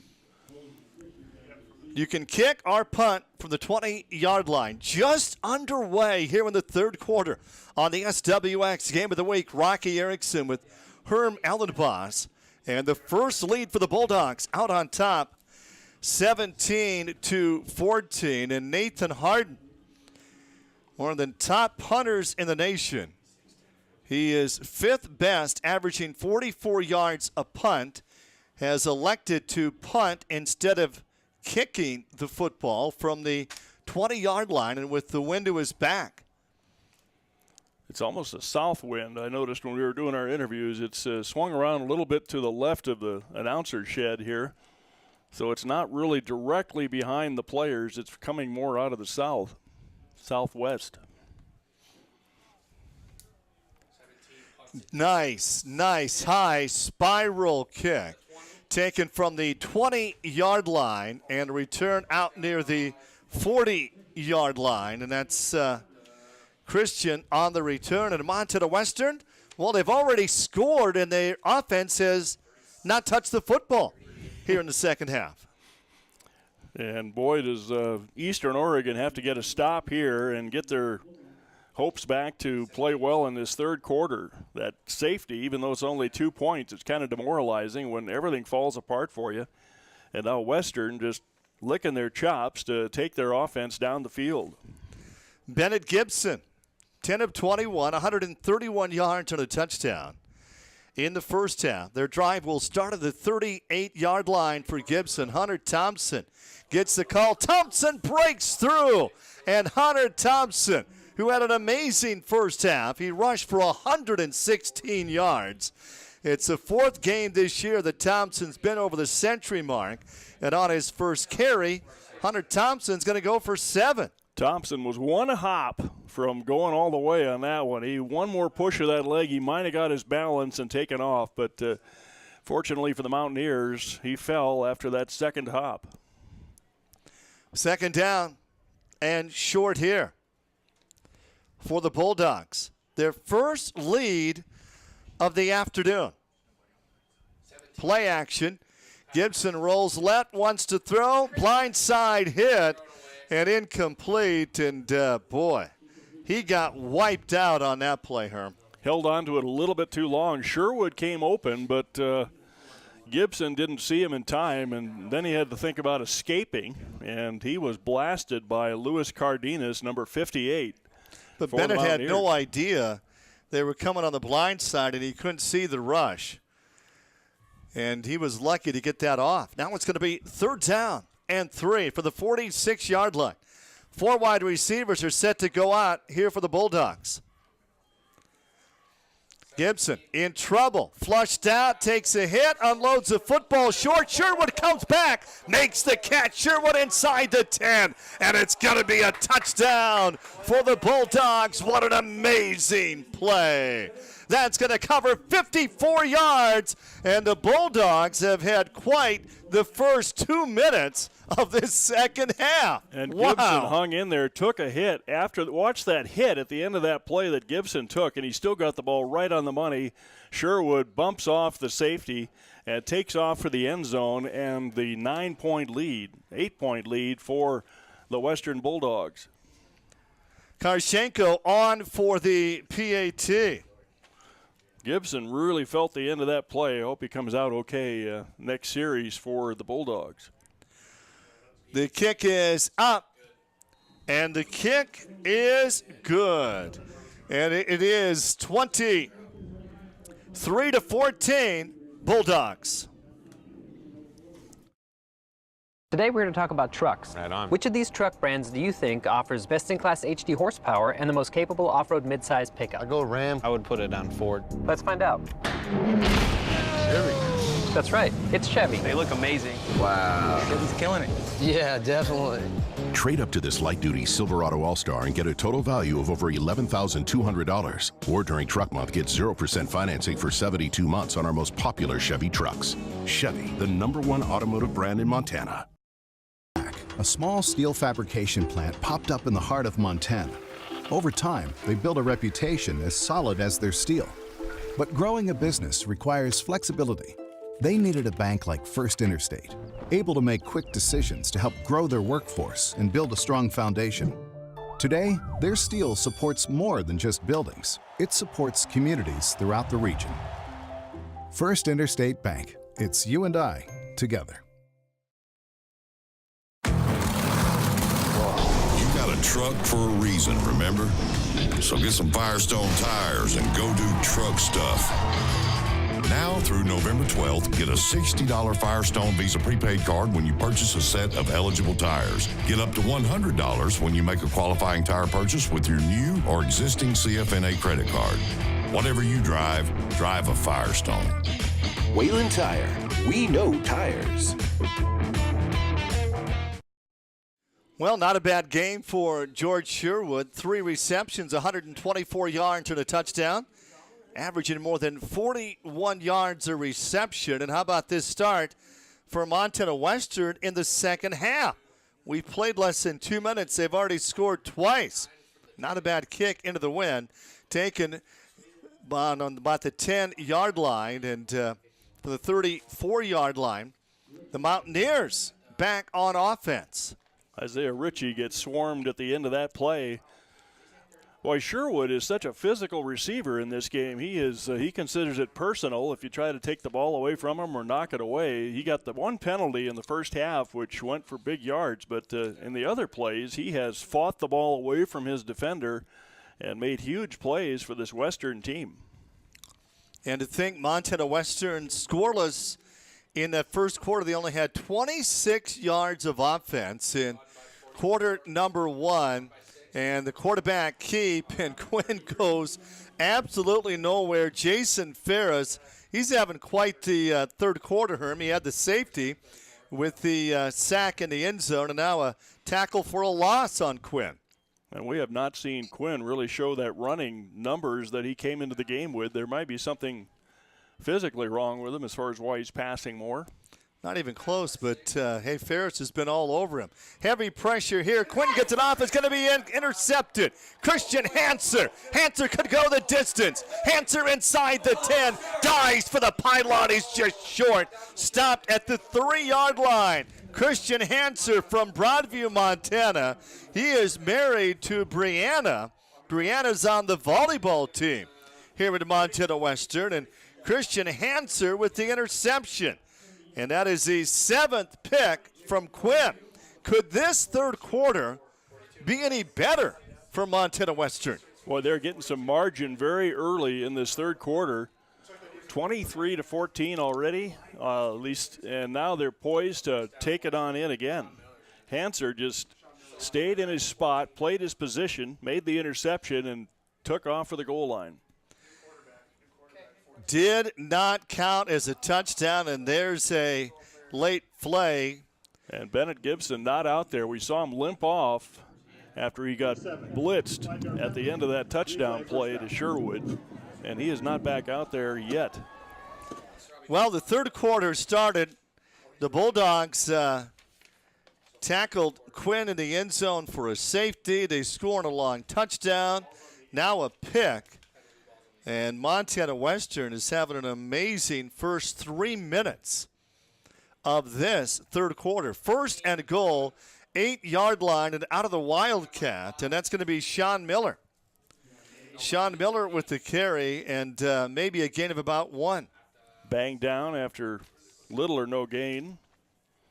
After the penalty set them back, they were sitting on the 3-yard line, as you mentioned. Penalty set them back, and Sean Miller comes in cold, takes off to the right. Well, did Quinn McQuarrie did Bennett Gibson get hurt? He was blitzed at the touchdown play. So new quarterback is Sean Miller, redshirt freshman out of Blackfoot, Idaho.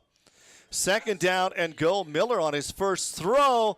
Miller to Nate Simpkins. It's going to be intercepted. It was deflected and picked off by Justin Hughes.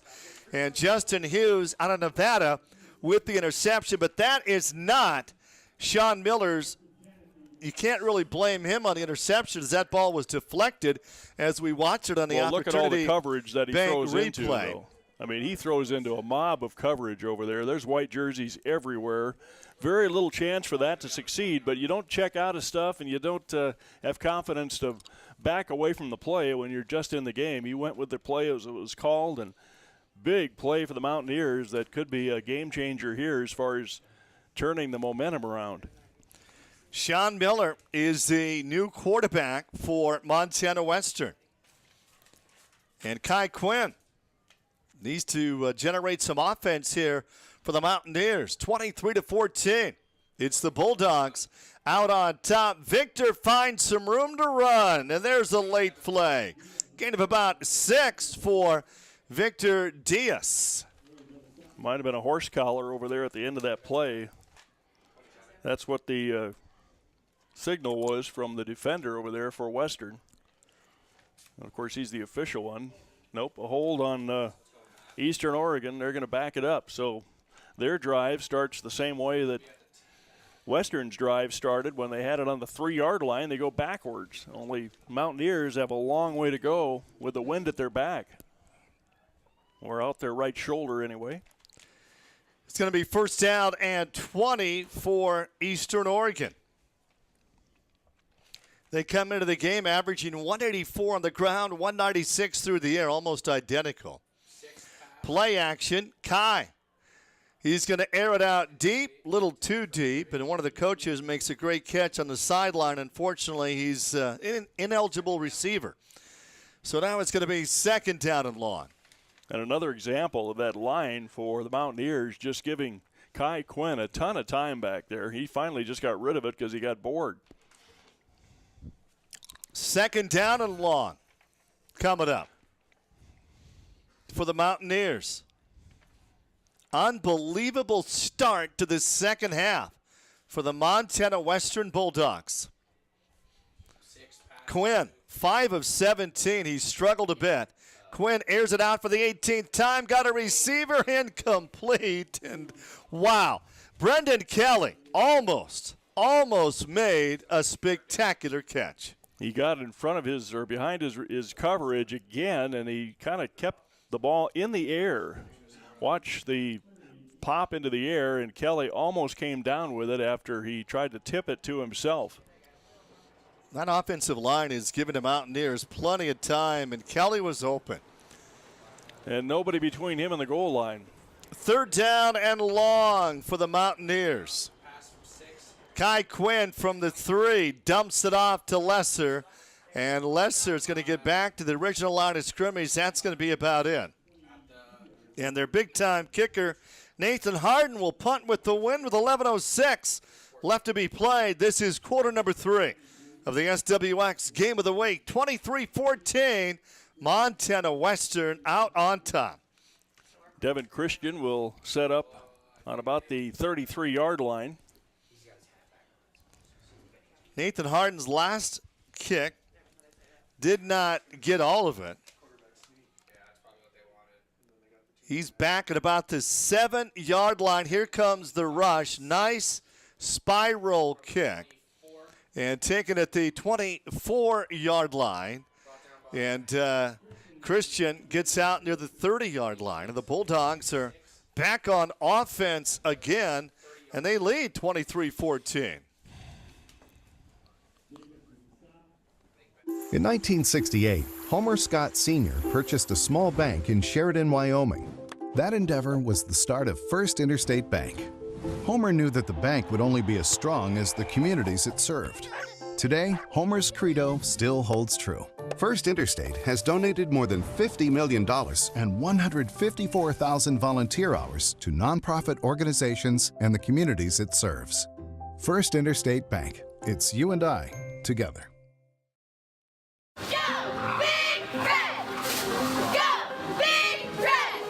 I chose to go to Montana Western to follow in my grandpa's footsteps. I chose to continue my education here at Western because it's a family. We're dog for dog. I chose Western because of the block system. I chose Montana Western because it's a great value, a great location. There's a ton of cool people. EBMS was founded in 1980 to ensure Montana companies could provide health benefits that were both beneficial and affordable. That vision hasn't changed, it's just grown. I joined EBMS more than 20 years ago, and I'm proud to have been part of this growth. Today, more than 300 team members join me at EBMS to offer on-site clinics, wellness, prescription programs, and a full array of benefit services. We've emerged as an industry leader and one of Montana's premier employers. Join a dynamic organization that offers career growth, exceptional benefits, and support for community involvement. EBMS. Bulldogs with the lead and the football. 10 minutes and 26 seconds left to be played. Here in the third, it has been an amazing third quarter for Montana Western. They'll start their drive from the 30-yard line, and they're going to keep it on the ground. Sacedo on the carry and a gain of just a couple. Chase Van Wyk got through the blocker and made a short work of that play for the Mountaineers. 10-minute mark of the third quarter. Second down and 8, 320 yards of offense for Montana Western this afternoon. 310 for Eastern Oregon. Running back Sacedo makes the catch, and on the completion, they're going to lose 2. And Bennett Gibson back out there, which is a sigh of relief for Bulldog fans as he missed a series. Sean Ellen covered for him. And the tackle on that play by Michael Arenas for the Mountaineers. Third down and 10. Bennett Gibson, 11 of 23, 185 yards and 2 touchdowns in the game. His favorite receiver, well, how about George Sherwood? 3 catches for 124 and a score. 3 wide receivers left side for Mr. Gibson. Third down and 10. 17.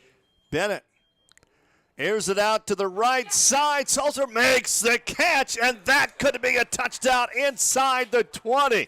Walser will walk in with the score, and that'll go 70 yards, and the Bulldogs can't do anything wrong here in the third quarter. They've scored again. Defensive back gives up on this one, and Walser just kept on running. He couldn't believe how open he was after making that catch, and he sails into the end zone, and the Bulldogs are breaking this one open in the third quarter. Boy, Herm, this is amazing. 9:01 to go, and that's their third score of the game.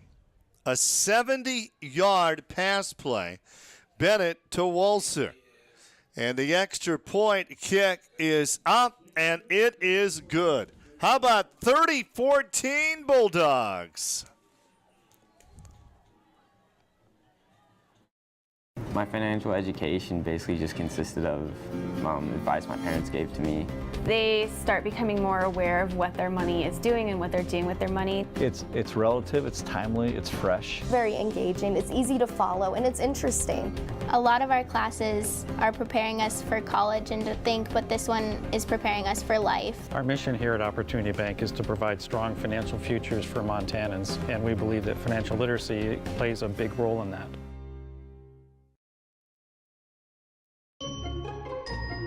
In the 1950s, people thought cigarettes were harmless. Today, it's e-cigarettes. Vaping is highly addictive. Plus, there are heavy metals, tin and aluminum, lead, formaldehyde, acetone, carcinogens, and toxic chemicals in the vapor. E-cigarettes are not regulated. Corporate tobacco hasn't changed their game, just their technology. If you want to quit, call the Quit line for free help and FDA-approved medications. Hi, I'm Jamie. I'm Nate. I'm Sarah from Northwestern Energy. Did you know Northwestern Energy adds that skunky, rotten egg smell to natural gas so you can detect a leak? Natural gas is safe. But leaks can be dangerous. So if you think you smell a gas leak, follow these safety tips. Do not attempt to locate the leak. Do not use any electrical switches, appliances, or an open flame. Get out of the house fast. And from a safe distance, call Northwestern Energy. Together. Together. Together, we can deliver a brighter future. What a third quarter. Believe it or not, we were tied at 14 at the break. 9:01 to go in the third. All of a sudden, it's 30-14. Bulldogs out on top here. And that'll be taken by the Mountaineers inside the 10-yard line. Big hit on that play, and that's Nate Martinson out of Idaho. Wow. Boy, he gunned through a bunch of blockers and laid the leather on that return guy for Eastern Oregon. Watch the end of this play as that comes to a grinding halt. Well, can the Mountaineers generate any offense at all here? Kind of surprising the way that defensive back gave up on that play. We gambled. It was a gamble, and he lost it. First down and 10, little mix-up in the backfield, and Victor with the carry, and Diaz for a small gain. Well, he actually got about 3 yards on the carry. I think he ran holding the ball with Kai Quinn at the same time for most of those 3 yards, and then finally one of them let go. Depends on the stat crew who they give credit to. It's going to be second down and 7 from the 23-yard line. Kai Quinn, the redshirt freshman quarterback out of Pendleton, Oregon, and flags every place here. 8:19 left to be played. Everybody backed here in the out. Third quarter. Ball wasn't snapped. Center didn't know the snap count. 2 touchdowns and a safety for the Bulldogs the first 6 minutes of quarter number 3. Both these teams were nationally ranked at one time this season. Eastern Oregon had a great run a year ago. They advanced to the Final Four. They went 10-3. Head coach Tim Camp in his 10th season. That pass is caught off the deflection. Diaz, he gets credit for that catch after it bounced off a defender, and he kept his eye on the ball, you might say. And watch this. Connor Falk gets it bounce off his number. Nope, it's off of Western. Diaz just grabs it out of the pile, takes it up for the gain. Well, you got to follow the play. You got to follow the ball. Nice catch. Third down and short. It's going to be third down and 2 for the 28-yard line. Kai Quinn for the first down. He dives for the marker. And they gave him a good mark. I believe he's got the first down. And excellent mark. First down for the Mountaineers here in the second half. 7:28 left to be played in the third quarter, and what a third quarter it's been for Montana Western. Mountaineers need to put first downs together and somehow end up in the end zone. They're been shut down with short drives. The defense from Western has really stood tall, second half especially. Lesser Another with the carry, there. And Lesser goes nowhere. And Herm, 19 yards of offense for Montana, for Eastern Oregon here in this second half. And you got, 168 yards of offense for Montana Western here in the third quarter. We're only halfway through the third quarter. Second down and 10 from the 30-yard line. Kai Quinn, play action. Kai Quinn airs it out, deflected at the line, incomplete. And now it's going to be third down and 10 for Eastern Oregon. Denzel Maua just stuck up a right paw and knocked that one out of the air. And the plot thickens for the Mountaineers. They're still pretty deep. Watch Denzel Maua just hold his ground on his blocker and then stick up the arm. Bam. Knocks it down with that big right paw. Coach Murdoch could be happy with that one back at senior. Brendan Kelly will line up with Calvin Connors. Third down and 10. 6. Quinn looking right side. Quinn flushed out. Quinn's going to try to run for the first down. He dives, and I believe he's got it. Quinn out across the 40-yard line. First half, Quinn only had 2 carries for 8 yards, and a couple of first down runs here for Kai Quinn. But they're down 16 with 6:27 left to be played. Kai Quinn, he rushed for 189 the first time these two teams met.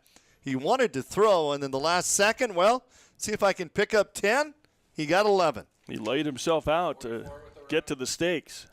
And on the carry, Victor Diaz to the 45-yard line for a gain of about 4 yards on the play. You know, you and I talked on the way up, Rocky, that I think that's more of the Kai Quinn we were expecting here today, where he would be an offensive force on the ground. And look, when he did that, then suddenly that running play to the other side worked better because they're starting to respect the Kai Quinn fake. It's going to be 2nd down and 6. Diaz gets the first down and then some out across to the 40-yard line. And that is a 14-yard run for Victor Diaz from Middleton, Idaho. Diaz steps out of the arm tackle of Michael Bennett at the end of that play and stumbles forward for nice yardage. And this is exactly what the Mountaineers needed in this game. Now from the Montana Western 40-yard line.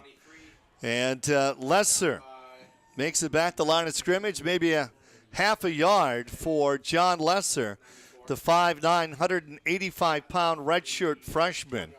The Mountaineers, well, they suit up 39 freshmen. They have 12 freshmen or sophomores who start, only 10 seniors on their roster. 2nd down and 9 from the 39. 4:59 left to go on the 3rd, in the dirt, incomplete. The intended receiver on the play was Brendan Kelly. Kelly lost his footing and tried to catch it on his knees, but the ball never got there from Kai Quinn. He didn't step into that one, and it fell about a yard short of even Kelly making that on his knees. 3rd down and 9 for the Mountaineers. Kai Quinn, 7 of 21 for 188 and a touchdown. Audible. Touchdown, covered 57 yards. Quinn got plenty of time. Quinn pass complete. Collins first down. Collins 25, 20-yard line. So big 3rd down play as Brendan Kelly makes the catch and move the chains here. Awesome open middle there, and trailed the play just enough to let the defense sag back, and there was plenty of room to pick up that first down, and the Mountaineers are in business deep in Western territory. Just inside the 20, the 19-yard line. On the ground again to go. Victor hit at the line, then Victor right back up inside the 10. Great run after the initial hit by Victor Diaz. They're going to need some bleach on that uniform of Victor Diaz, as he had a lot of red jerseys connecting with it as he finished off this run. He's mob tackled, but not until he picks up nice yardage deep in Western territory. Now it's going to be 1st and goal from the 9-yard line. Give it to Victor again. Victor at the 5 where he's brought down. He got tripped up in the backfield that time as Jason Ferris got through and threw off the rhythm of that play, as Diaz couldn't get his wheels under him, and by the time he did, more Bulldogs were there to make the stop. Victor Diaz with 94 yards on the ground on 13 carries and a touchdown. It's going to be 2nd down and goal from the 6-yard line. Quinn. 23 with the run. Collins on the carry. Lesser with the carry. Lesser down to about the 2-yard line.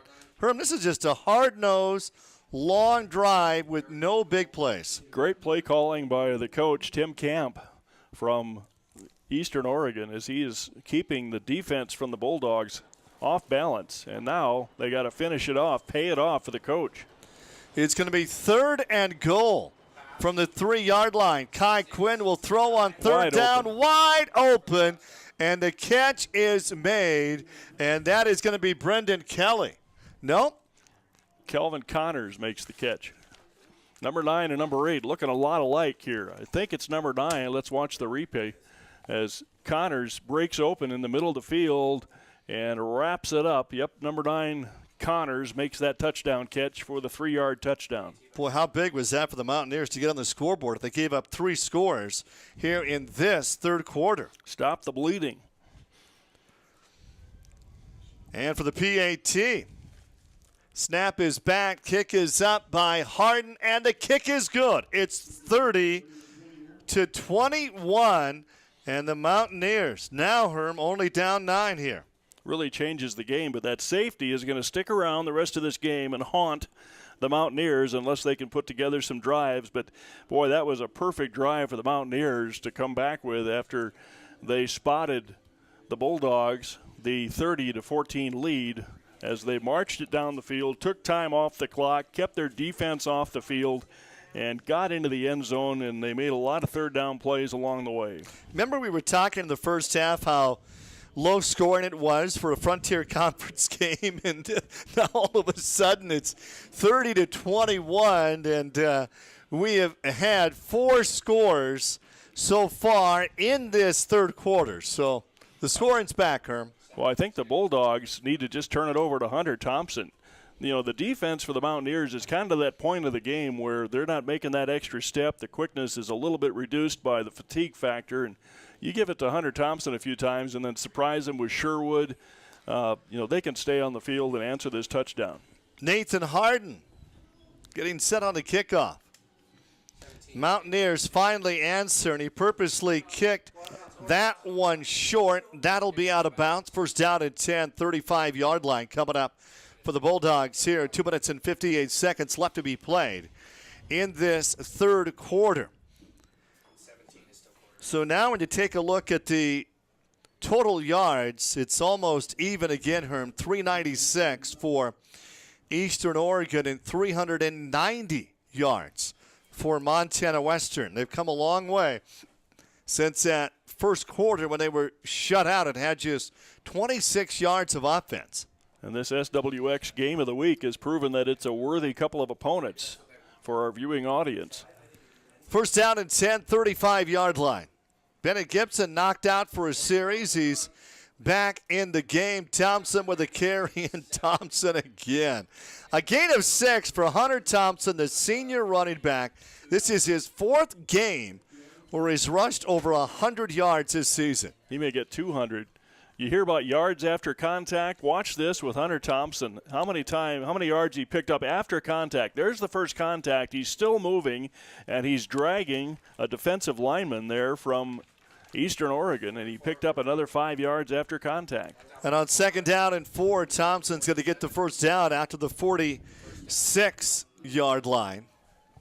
Yeah, you pay for rides like that at Disneyland if you can just hook onto a trailer and get dragged.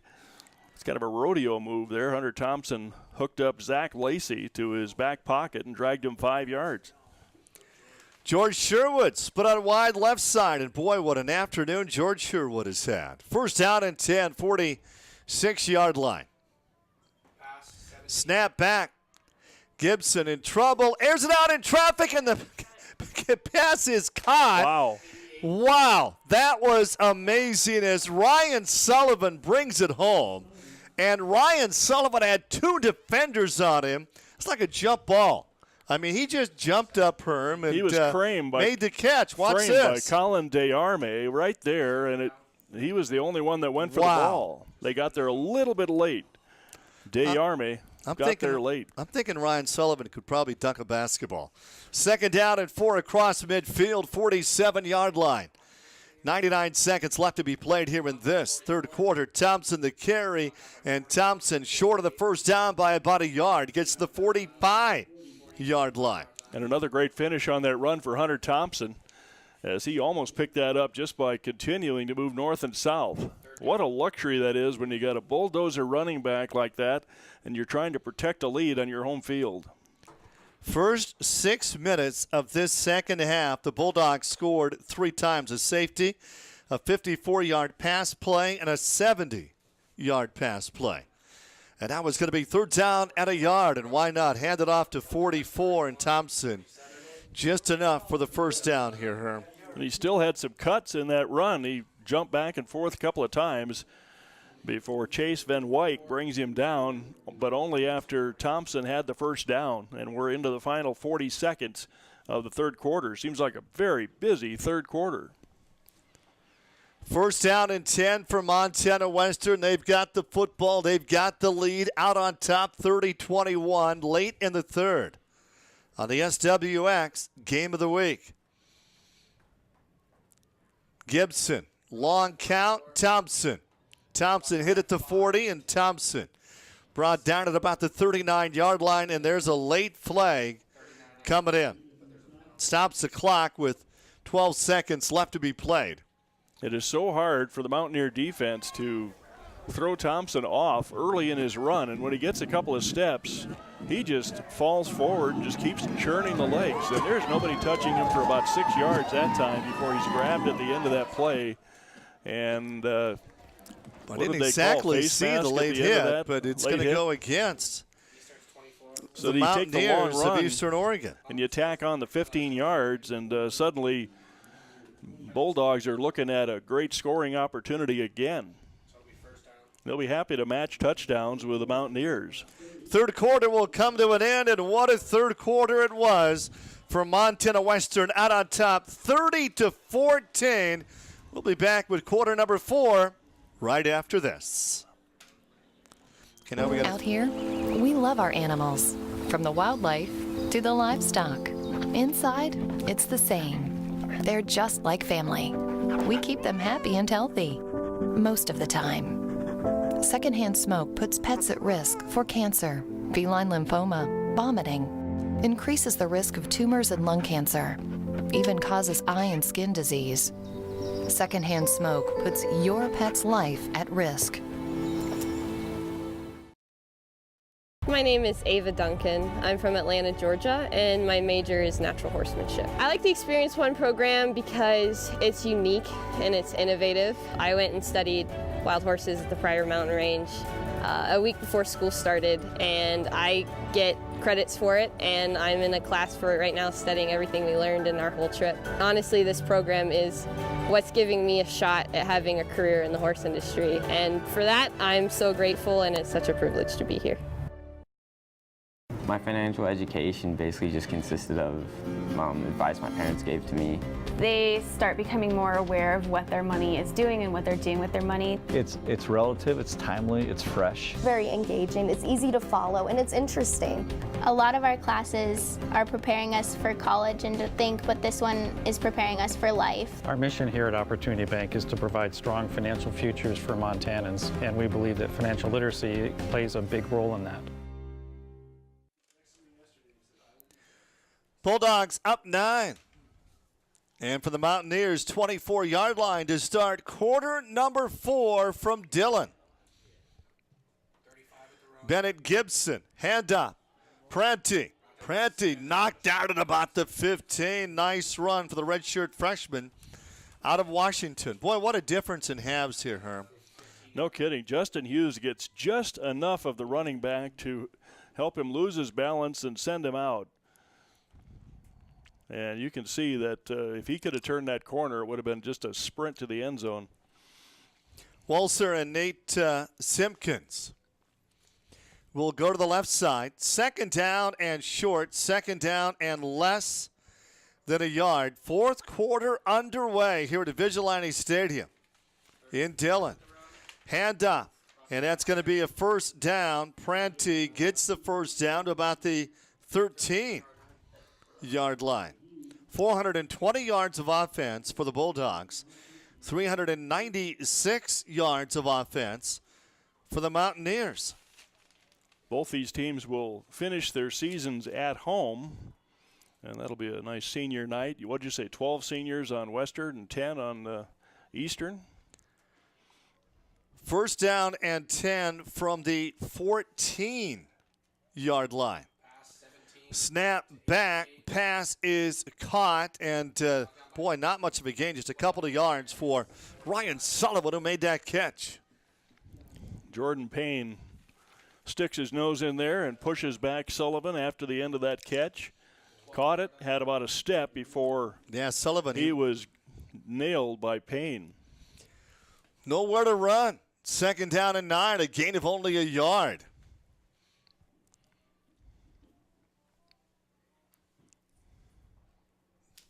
Bennett Gibson. He's 14 of 26 for 260 on the afternoon. Thompson will come into motion. Gibson to the end zone, incomplete. Walser, the intended receiver, overthrew him. It's going to be third down and long coming up here for the Bulldogs. And Michael Arenas with a good defensive play there as he stood his ground, didn't allow the receiver to get to that ball. And that resulted in sending back the Bulldogs to a 3rd and 9.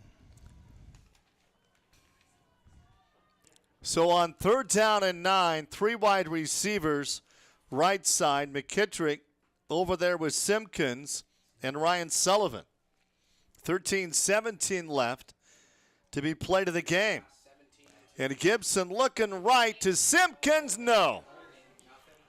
Just overthrew him, and no penalty flag is down, and now it's 4th down coming up. Awesome defensive stand by the Mountaineers. Karshenko on for the field goal. Mark Karshenko, 6 of 8 on the season, and his long is 33. This will be about a 30-yard field goal attempt for Mark. Ledesma timed that defensive push at just the right time to keep that from being caught on the sideline just inside the cone. A 29-yard attempt, Miller to hold for Karshenko. It's down. The kick is up, and the kick is wide left. So Karshenko can't get it to go through. 13-10 to go in the game. It's 30-21 Western. A small steel fabrication plant popped up in the heart of Montana. Over time, they built a reputation as solid as their steel. But growing a business requires flexibility. They needed a bank like First Interstate, able to make quick decisions to help grow their workforce and build a strong foundation. Today, their steel supports more than just buildings. It supports communities throughout the region. First Interstate Bank. It's you and I together. Hi, I'm Christy. I'm Jamie. I'm Sarah from Northwestern Energy. Natural gas appliances provide wonderful benefits when used properly. But faulty or improperly maintained devices can cause carbon monoxide poisoning. Keep your family safe by installing carbon monoxide detectors on every level of your house. And make sure your gas appliances are properly vented. If your carbon monoxide alarm goes off, get out of the house fast. And from a safe distance, call Northwestern Energy. Together, we can deliver a brighter future. Got a truck for a reason, remember? So get some Firestone tires and go do truck stuff. Now through November 12th, get a $60 Firestone Visa prepaid card when you purchase a set of eligible tires. Get up to $100 when you make a qualifying tire purchase with your new or existing CFNA credit card. Whatever you drive, drive a Firestone. Wayland Tire. We know tires. Well, the Mountaineers have the football back. They're down 9. A lot of time left. 13 minutes left to be played in this college football game.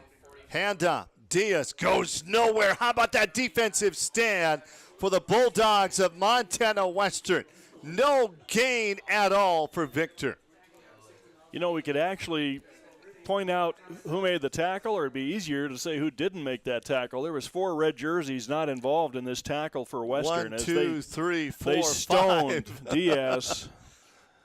And the Mountaineers need to hit copy and send their play calling. If they can do the same thing they did on their last drive and take it down the field, they will be right in this thing.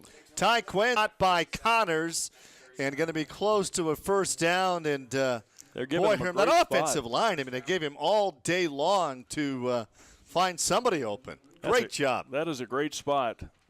And even a little bit of disagreement between the first spot and the second spot as they moved it forward. 1st and 10 on that Connors reception. Well, the Mountaineers need to score twice to take the lead here. Brendan Kelly and Connors split out wide left. Quinn flushed out. Quinn will roll left. Quinn's in trouble, takes a hit, still on his feet, and a second man through just decks him. That's Michael Bennett out of Seattle, Washington. Tackle for a loss of 5 on the play. He eluded the first defender, but Herm, he could not get away from Michael Bennett. Watch this. And the safety was the same play. Ouch. He thought he could use his wheels and escapability to get away, and he ran it out of time on that one. Same thing as when he got the 2-pointer tagged on him. It's going to be 2nd down and 15. Victor will come into motion. And back to throw. Quinn Pressure's on. Quinn. He simply throws it away. And third down and long is coming up. You still have to be impressed with Kai Quinn being a freshman out here and playing at the level he is. He is making some pretty neat plays as a freshman competitor in a very important position on the field for the Mountaineers. Right now he needs a big play. 3rd and 15. The Western Bulldog defense will be baring their teeth and going after him. Quinn, Herm today's 9 of 24, picked off once for 209 yards. Quinn on 3rd and 15. Over the middle and pass is caught. That's going to be short of the first down, and making the catch is Kelvin Connors. 4th down coming up. And at the end of that play, Jay Owens just lights up the receiver, Connors. Owens comes in, and there is no thoughts about going forward on this one. Too much time to go for it on 4th down, Herm. They're going to punt. And a golden opportunity for the Mountaineers has to be put on pause for now. Nathan Harden to punt into the wind here. And it's back on the defense for the Mountaineers to make a stop on what's been a terrific offense for the Bulldogs today. Hermanson is back to receive the kick. And it's going to be a fake. And it's going to be a first down, and what a run for Nathan Harden. That was a fake punt all the way from the 37-yard line. And Nathan Harden, the punter, with the first down and a gain of 17. Herm, not much of a rush. They only sent 2. And Harden just tucked it inside, looking for that marker. Gets to the 40. Hey, I got the first down. I think I'll fall down now. Oh, no kidding. Brandon Hunter makes the stop, or might have saved 5 more yards, but terrific play call from the sideline for the Mountaineers. And that this drive is huge. alive, as they say. Brendan Kelly split it wide the left side on first down and 10 for the 43-yard line. Quinn, look at the time. Again, incomplete. Intended receiver, well, it may have been 88, Isaiah Thomas. He's been targeted several times by Kai Quinn. Might have sailed on him a little bit in the wind or just overthrown. Hard to say on a day like this. He was throwing that right into the teeth of the wind from our southwest. 30-21, anybody's ball game yet if the Mountaineers can march downfield. On 2nd down and 10, good coverage. Quinn airs it out, incomplete. Isaiah Thomas, the intended receiver, and Quinn takes a big hit again, and 3rd down coming up. You know, the key here, Herm, is what the defensive backs are doing for Montana Western. They're covering those receivers, and Quinn has nobody to throw to. And he's had time. And by the time his pocket breaks down, he had a clear target there, but he's kind of thinking about his own preservation. He's got enough time to text his receivers what route to take. 3rd down and 10 That's a new here. one. 9:35 left to be played in this game. Bulldogs hanging on, trying to even their season record at 4-4. Quinn flushed out on 3rd down, throws on the run, his receiver wide open. And T.J. Hancock, it was thrown behind him. It's 4th down and 10. Hardest throw in the books, to make that throw running to your left and throw it with your right hand across your body. And you'll see that ball had no chance. Once he was flushed out of the pocket, he had a receiver right there that would have been a first down, but the throw across your body running to the left, that's a tough throw, and it wasn't on target. The punter Harden, I think he went to Coach Camp and said, hey, can I do that again? Yeah. Look how spread out the Bulldogs are. He only has this 10 time. yards to go this time, not 17. But Harden, wow, against the wind, and how what does he a get kick. those perfect spirals into the wind? Christian, how about this return? Flag down. Christian gets out to the 30-yard line, but Laundry on the field. 9 minutes and 18 seconds left to be played in this college football game. Rocky Erickson with Herm Ellenboss bringing you all the play-by-play, the SWX Game of the Week. Western should have some pretty good field position. And if they can turn Hunter Thompson loose, They really went a different direction than Thompson. They gave a series off for Hunter Thompson last possession. We'll be back with more right after this. A small steel fabrication plant popped up in the heart of Montana. Over time, they built a reputation as solid as their steel. But growing a business requires flexibility. They needed a bank like First Interstate, able to make quick decisions to help grow their workforce and build a strong foundation.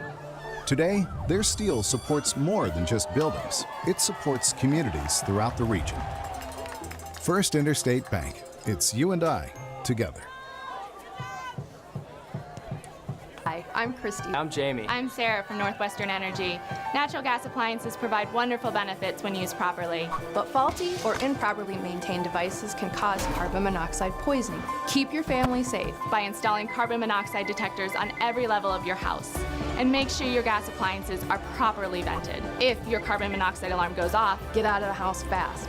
And from a safe distance, call Northwestern Energy. Together, Together, we can deliver a brighter future. You got a truck for a reason, remember? So get some Firestone tires and go do truck stuff. Now through November 12th, get a $60 Firestone Visa prepaid card when you purchase a set of eligible tires. Get up to $100 when you make a qualifying tire purchase with your new or existing CFNA credit card. Whatever you drive.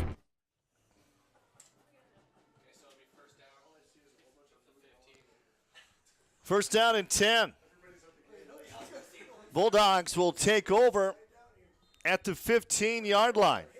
Coming up here in the fourth quarter, the Montana Chevy Dealers Play of the Game, the Northwestern Energy Player of the Game. And, boy, you talk Player of the Game, there's a lot to choose from. Thompson on the carry, and Thompson a couple of yards. And Hunter Thompson's got to be a candidate for Player of the Game, 138 yards on the ground. And Bennett Gibson, he's throwing for 261. George Sherwood, 124 yards receiving in this game. It's going to be 3rd down and 9 for the Bulldogs. Under 9 minutes left to be played. 2nd and 9. And they work from the 15-yard line. What a start the Bulldogs had in the first 6 minutes of the third quarter. Bennett's got time. Thompson makes the catch out of the running back spot to the 20-yard line. And short of the first down, it's going to be 3rd down and 5 coming up here for the Bulldogs. And up next for Montana Western, they'll be at Southern Oregon. Back on September 16th, they lost 52-28. Riley Neville had the unenviable job of stopping Thompson after he caught this pass. No teammates around to help him. It's all Neville and Thompson. Bam. It's going to be 3rd down and 5 for the Bulldogs. Pass complete. Simpkins. First down, and then somebody breaks a tackle. Nate Simpkins out across the 45-yard line.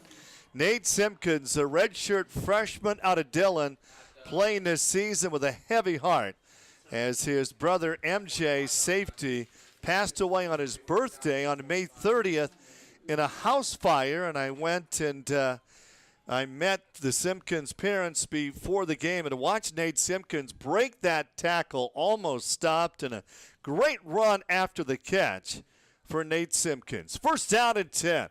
45-yard line, 7.5 left to be played here in the game. Bennett Gibson, well, every game I've done for Montana Western, Bennett Gibson has come up big. Gibson looking right. Simpkins again, and another first down. He drops the football. Is that going to be a catch or not? Well, they're marking it down and marking a first down. So Western trying to pad their lead and perhaps put this out of reach for the Mountaineers. 2 plays in a row to the same receiver and the same result. Good yardage picked up, and the tackle there by Haziel Ledesma. Walker McKittrick split out wide to the right side. Simpkins, 2 catches in a row for Nate Simpkins. First down and 10, 43-yard line. What a second half. We were deadlocked at 14 at halftime. Here comes Thompson. Takes a hit. He just lowered his head. He said, come on, hit me. A gain of 2 on that play for Thompson. This time, Colin DeYarman was the victim of the Hunter Thompson run. He leaves as many bruises as he gets, even though he's being hit every time he carries the ball by 3 or 4 players, it seems like. But he delivers a lick at the end of his runs. George Sherwood split out wide the left side with McKittrick. Sherwood's been quiet a while. Might be time for a bomb to him. Got to find number 11. 2nd down and 7 from the Mountaineers, 40-yard line. They're showing blitz. Here they come. And they're going to keep it on the ground. And Pratty with the carry, and the flag is down. I don't think we had a penalty flag in the entire first quarter of this game. Well, this game started out very slowly. It seemed like it was 7-7. We might end up with a 14-7 game, and then all of a sudden at the end of the first half, things happened as we see the run into the line here. And trying to pick out where that flag comes out. And they're backing up Western. Up next for the Mountaineers, next Saturday, they're at home against the College of Idaho in Week 3. They lost to the College of Idaho 28-20. 2nd down and 22 for the Montana Western Bulldogs. Gibson takes a hit. Gibson will be sacked. And, Gibson has not been sacked that often in this football game, but DeVos got him. Patrick Collins swung around from behind and just kept pursuing, and he ends up getting rewarded with a sack. Watch Collins track down Gibson, and Gibson never saw him coming. 3rd down and long. How about 3rd and 32 here? Mountaineers, if they can get this stop here, which looks pretty good, will get some good field position. They need to act now to get on the scoreboard. They need 2 scores. And Gibson flushed out. Gibson will throw it away, and there is not a receiver even close to that pass. And Coach Camp wants a penalty flag, and, they're not going to get it. Coach Norris, as that was a hit, but now it was there's not a the flag. hit. Coach Camp talked the official into it there, Herm. And there was not a receiver within 20 yards of that football, and Coach Camp went over, and he was yelling at the official, and the official decided, hey, you know what, Coach? You might be right, and, 30 seconds after the play, he threw the flag. Well, it's easy for us because we have the replay here, but he's flushed this time by Zach Lacey. They're going to pick it up and wave it off. And what does Coach Camp have to say about that? Well, he can't be too happy. He tried. And Sherwood is going to have the wind at his back on this punt. And this is a drive that the Mountaineers have to put in the end zone or tack on a field goal to their score and get within scoring range. Sherwood averaging more than 50 yards a kick. And Kelvin Connors is back on the return. The Mountaineers need 2 scores, 4:48 left to be played in this one. We've been treated to some great punting today by both teams. The wind has helped just a bit, Herm. Low snap. Sherwood pressure is on, end over end, and Kelvin Connors will call for the fair catch. So can the Mountaineers score twice with 4 minutes and 46 seconds left to be played in this college football game? We're going to take a timeout, be back with more right after this. You each drive a Ford pickup, right? Yes, sir. I'm going to show you a next generation pickup. Awesome. Let's do this. The bed is made of high-strength steel, which is less susceptible to punctures than aluminum. The stronger, the better. And best of all, this new truck is actually the current Chevy Silverado. Current Chevy owners and lessees get a total value of $10,600 or 0% financing for 72 months on this Silverado All-Star. Chevy, the #1 automotive brand in Montana.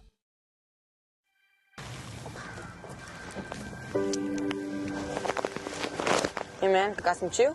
No, man. This stuff's dangerous. Hey, can I get a zip? No way. Why not? Give me one good reason. It's full of toxic chemicals. It rots your teeth, and it causes cancer. Prove it. It says so right in the can. Why do you do it? So then why do you chew? My financial education basically just consisted of advice my parents gave to me. They start becoming more aware of what their money is doing and what they're doing with their money. It's relative, it's timely, it's fresh. Very engaging, it's easy to follow, and it's interesting. A lot of our classes are preparing us for college and to think, but this one is preparing us for life. Our mission here at Opportunity Bank is to provide strong financial futures for Montanans, and we believe that financial literacy plays a big role in that. Well, the Mountaineers are down 9, and late in the game, they're going to keep it on the ground here as Victor Diaz with the carry. Herm, Quinn's got to go to the air and got to go to the air a ton with 4.5 to go here. And they're kicking in their 2-minute offense here. They understand that this is kind of a do-or-die drive here. He's got lots of time again.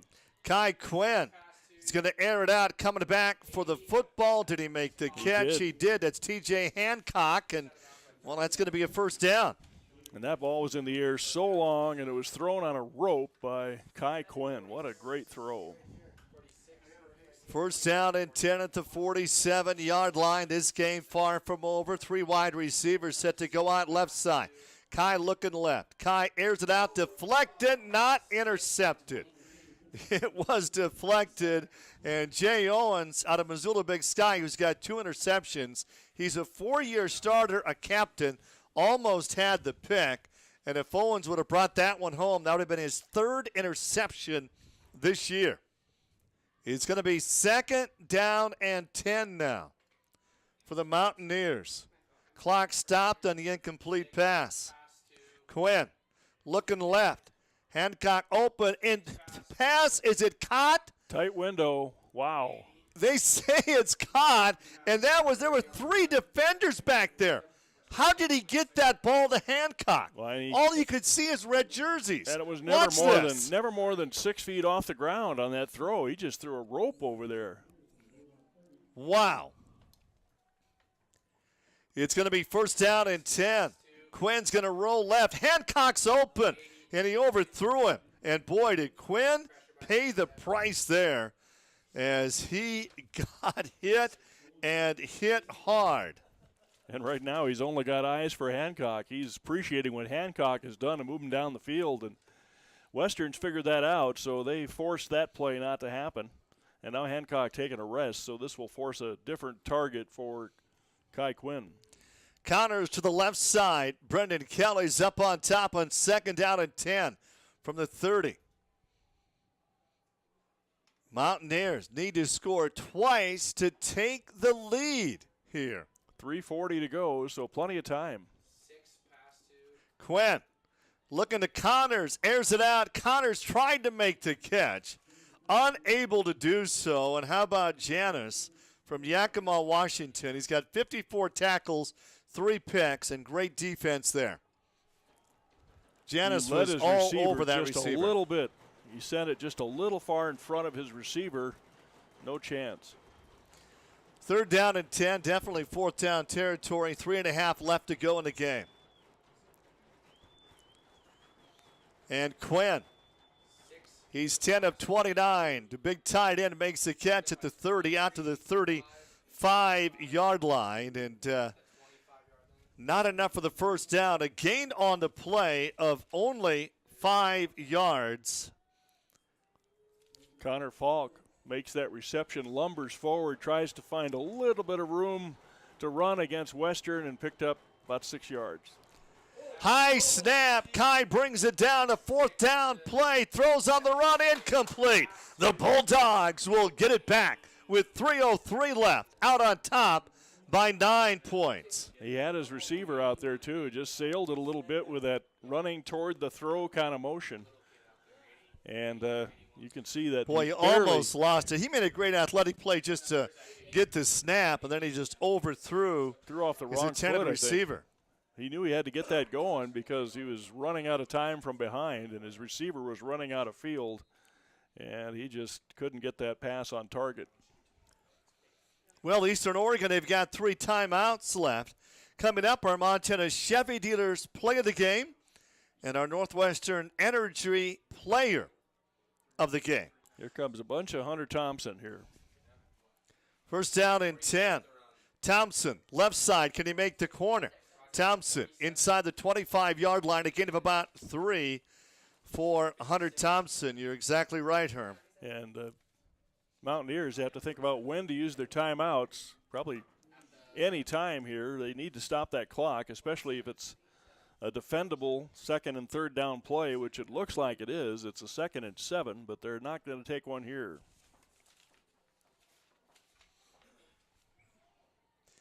And the Bulldogs are going to take a lot of time to snap the football. 2nd down and 6. Here comes Thompson. Thompson to the 30-yard line, still chugging, gets out to about the 31. Eastern Oregon will take a timeout here. And Hunter Thompson,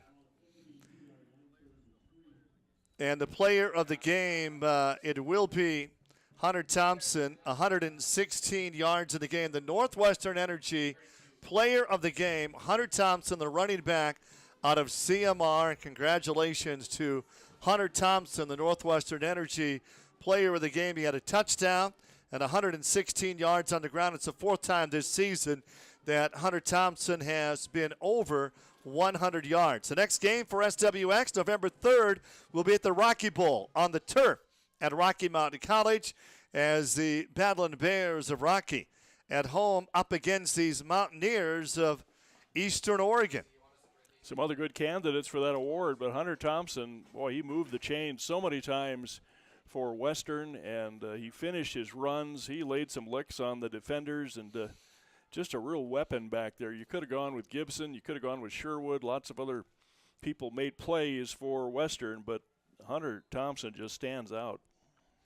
It's going to be 3rd down and 3 for the Bulldogs. 2:15 left to go. Thompson, can he get the first down? He does just that. Thompson out to the 38-yard line, and our player of the game, that first down was right simply huge. Well, you get the award from the SWX people, and let's go ahead and pick up the first down on the next play with some good hard running, which demonstrates why he got the award today. What a job he's done, though, after the initial hit, like we just witnessed right there. A year ago, the Mountaineers, they went 10-3. They made it to the semifinals. They were 8-2 in the conference, and they lost in that semifinal game to Baker. And this year they were nationally ranked the first couple of weeks of the season, but different story, and a new running back here for Montana Western. Kobe and now the play of the game, sponsored by the Montana Chevy dealers. And the play of the game, I believe it's that 70-yard pass play to Walser as Bennett back to throw, airs it out in the sidelines. And great catch is made, and Walser just simply runs it into the end zone of the Montana Chevy dealers. Play of the game that took place with 9:01 to go in the third quarter, a 70-yard pass play. So that was Bennett Gibson to Walser on the Montana Chevy dealers play of the game. And that's the play you dream about if you're the receiver, breaking free from a defender, having nothing but green grass in front of you, trotting into the end zone in a big game. Thompson hit at the line, then Thompson crunches his way for a couple of more yards. So up next for Montana Western, they'll be at Southern Oregon on September 16th. They lost 52-28. They were down 31-7 at the half as Tanner Tronson, he threw for 404 yards and 3 touchdowns in that game. And up next for the Mountaineers of Eastern Oregon next Saturday at home up against the College of Idaho. And in week 3, they lost to the College of Idaho by a score of 28-20. And, the first 6 opponents this year, 4 of their first 6 opponents were nationally ranked. And 3 of their 4 losses by 10 points or less. And if the score ends with a 9-point deficit, it'd be their 4th loss this year by 9 points or less. And Herm, been a tough season for the Mountaineers so far. Well, you take away that safety, which was kind of a turnover. We have not had a turnover, to my knowledge, in this game, have we? By either There team? was an interception off the deflection. It's going to be 3rd down and 6. And quarterback keep as that's a penalty flag is down as Bennett Gibson. The quarterback got the 1st down. No timeouts left here for the Mountaineers. And the series between these two teams, a 28-game play to the series, it'll now be 18 wins for Eastern Oregon and 10 for Montana Western. And, boy, what a great fake there. And what a funny thing is that Hunter Thompson still picked up about 8 yards carrying out his fake. And they tackled him. I mean, yeah, so they tackled him. We were watching Hunter Thompson. And a slide there at the end of that play turns into a penalty against Western. 3rd down and 13 for the Bulldogs. Well, Herm, I'm 2 for 2 for Bulldog wins the last couple of weeks. That big win 2 weeks ago when we were here in Dillon as they upset the 5th-ranked team in the nation, and that was the Orediggers of Montana Tech. The Orediggers of Montana Tech, Southern Oregon, the top 2 teams in the Frontier Conference. And, boy, what a job. The Frontier Conference, it's known as the SEC of NAIA football. And it was Mike Van Dee's program, Carroll College, when they won 6 national championships, including 4 in a row. Everybody else in the league, they had to get better, and they did. And now Carroll College near the bottom. Carroll College, the last 3 seasons, they've lost 17 conference games. In the first 16 years that Mike Van Diest was at Carroll College, they only lost 16 conference games total. And the Bulldogs will take a timeout with 32 seconds left. And Herm, the Frontier Conference, they're only going to get 2 teams in the postseason. They deserve about 4 teams. And it's unfortunate that these teams have to play a lot of their opponents twice in the same season as what we're seeing today. Eastern Oregon won at LeGrand in a close game, 27-24, and now Western with the victory. Yep, it's a wash. And how about Eastern Oregon going from one year to the next? Such an outstanding year last year, and then fighting for wins this year behind a freshman quarterback who's really doing a pretty good job. I don't think we saw the real Kai Quinn here today as far as what got him all those stats. He was responsible in the stat book for 2/3 of the Eastern Oregon offense in the stats we looked at before the game. And a lot of that was from the using the feet. And now another timeout for Western.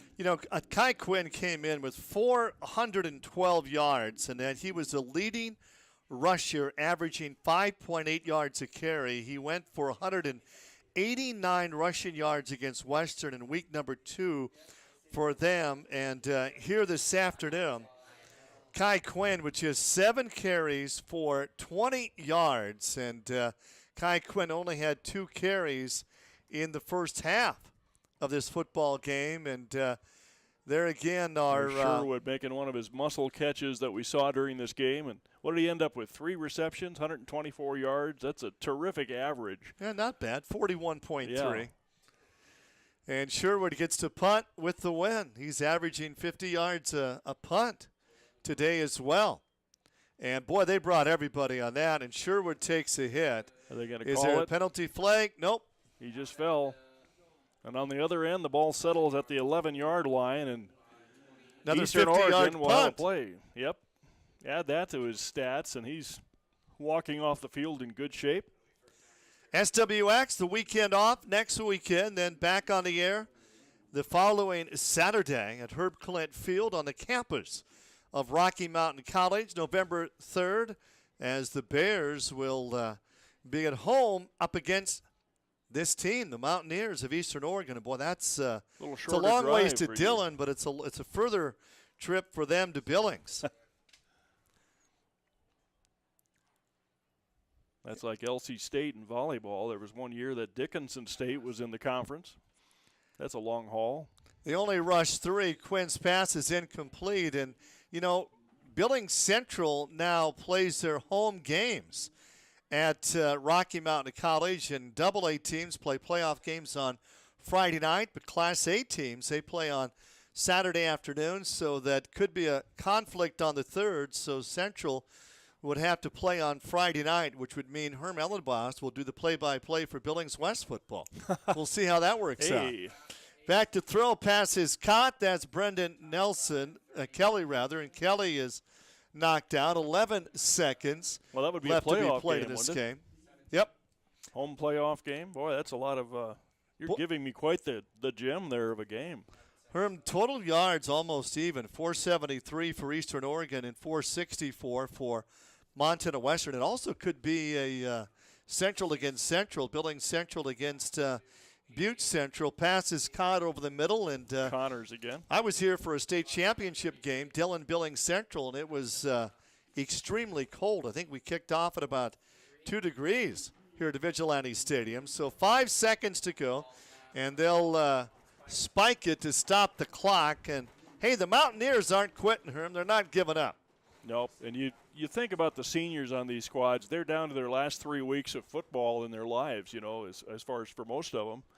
And they've probably been playing since they were, 6th, 7th grade, maybe younger than that. And this is kind of a poignant time for them. And how do you want to leave your legacy? You want to leave it with playing hard to the end, or just kind of cashing it in and saying that was fun? Final play, there's about 7 defensive backs that are back, and Kelly makes the catch. Kelly brought down, and that'll do it. 30-21, our final score.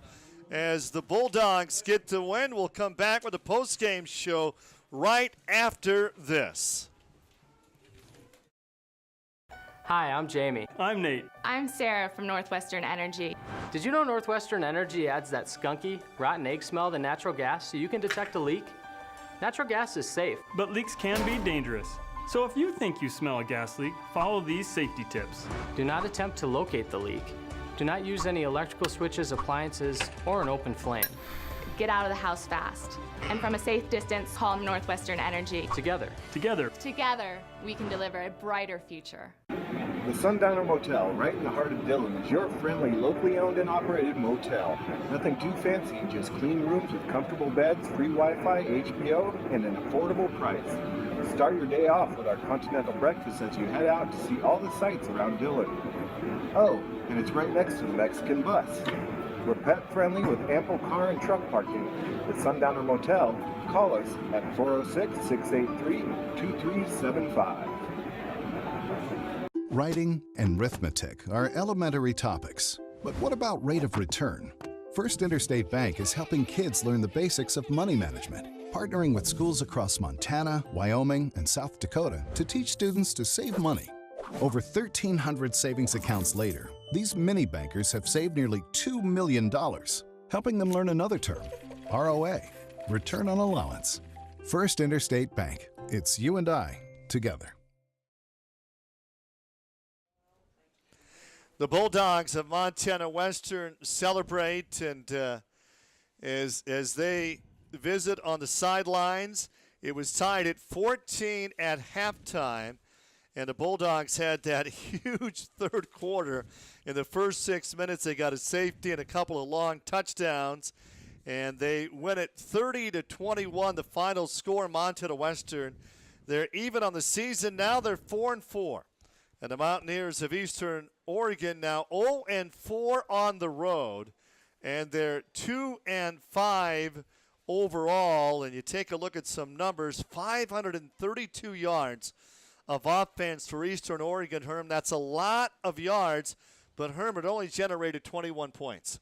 Yep, and they just could not keep pace with the Western Bulldogs here today as they got the big boost going into the third quarter. There was a flurry of activity at the end of the second quarter, and then a double fumble on a kickoff return at the beginning of the third quarter led to a safety, and the Bulldogs never looked back. That was the first touchdown by Victor Diaz, and Bennett with the throw, and what a remarkable catch is made, and that was Ryan Sullivan who came back and to make that catch. This went for 57 yards. Kai Quinn back to throw, and Kai Quinn airs it out deep, and coming back is Kelly.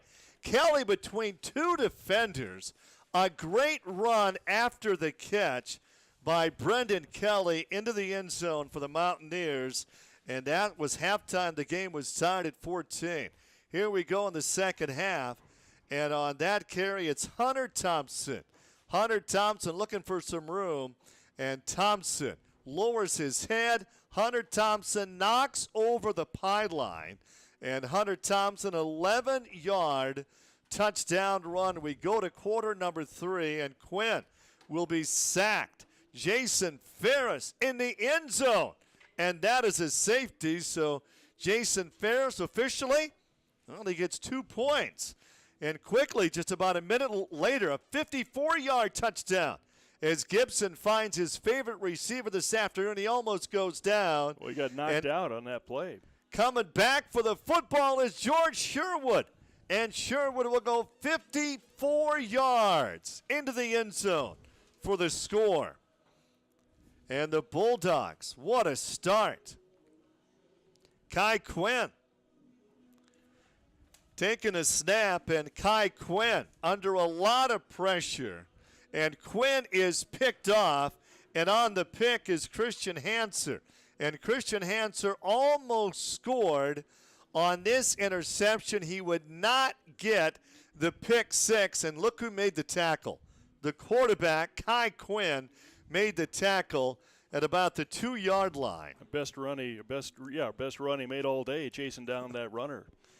And Bennett, Sulzer, and with the catch play of the and game. the run, and that is the play of the game. And Walser going 70 yards. Melvin Walser, he walks in to the end zone on a 70-yard pass play. And the final touchdown, a 3-yard touchdown pass. Quinn to Connors. How wide open can you be right there as Calvin Connors makes the catch? And a little not quite enough for the Mountaineers. The quarterbacks today as Bennett Gibson, 17 of 32, 298 yards. Kai Quinn, 16 of 40, 320 yards through the air. And first downs, they were even at 21. Penalties, 8 for Eastern Oregon, 4 for Montana Western, and 212 rushing yards. The Bulldogs are victorious. They pick up their 4th win on the year. And Herm, big game for them, and it was a great college football game. Well, and hats off to the Western defense as well. You know, that looked like it was going to be a back-and-forth game when Connors scored that 3-yard touchdown on the throw from Quinn. That was 2:58 to go in the third, and neither team put a point on the board after that. So a missed field goal, but the Western defense and even the Mountaineer defense played a whale of a game today to make it this kind of score. The Bulldogs are 4-4 on the year. The Mountaineers of Eastern Oregon are 2-5.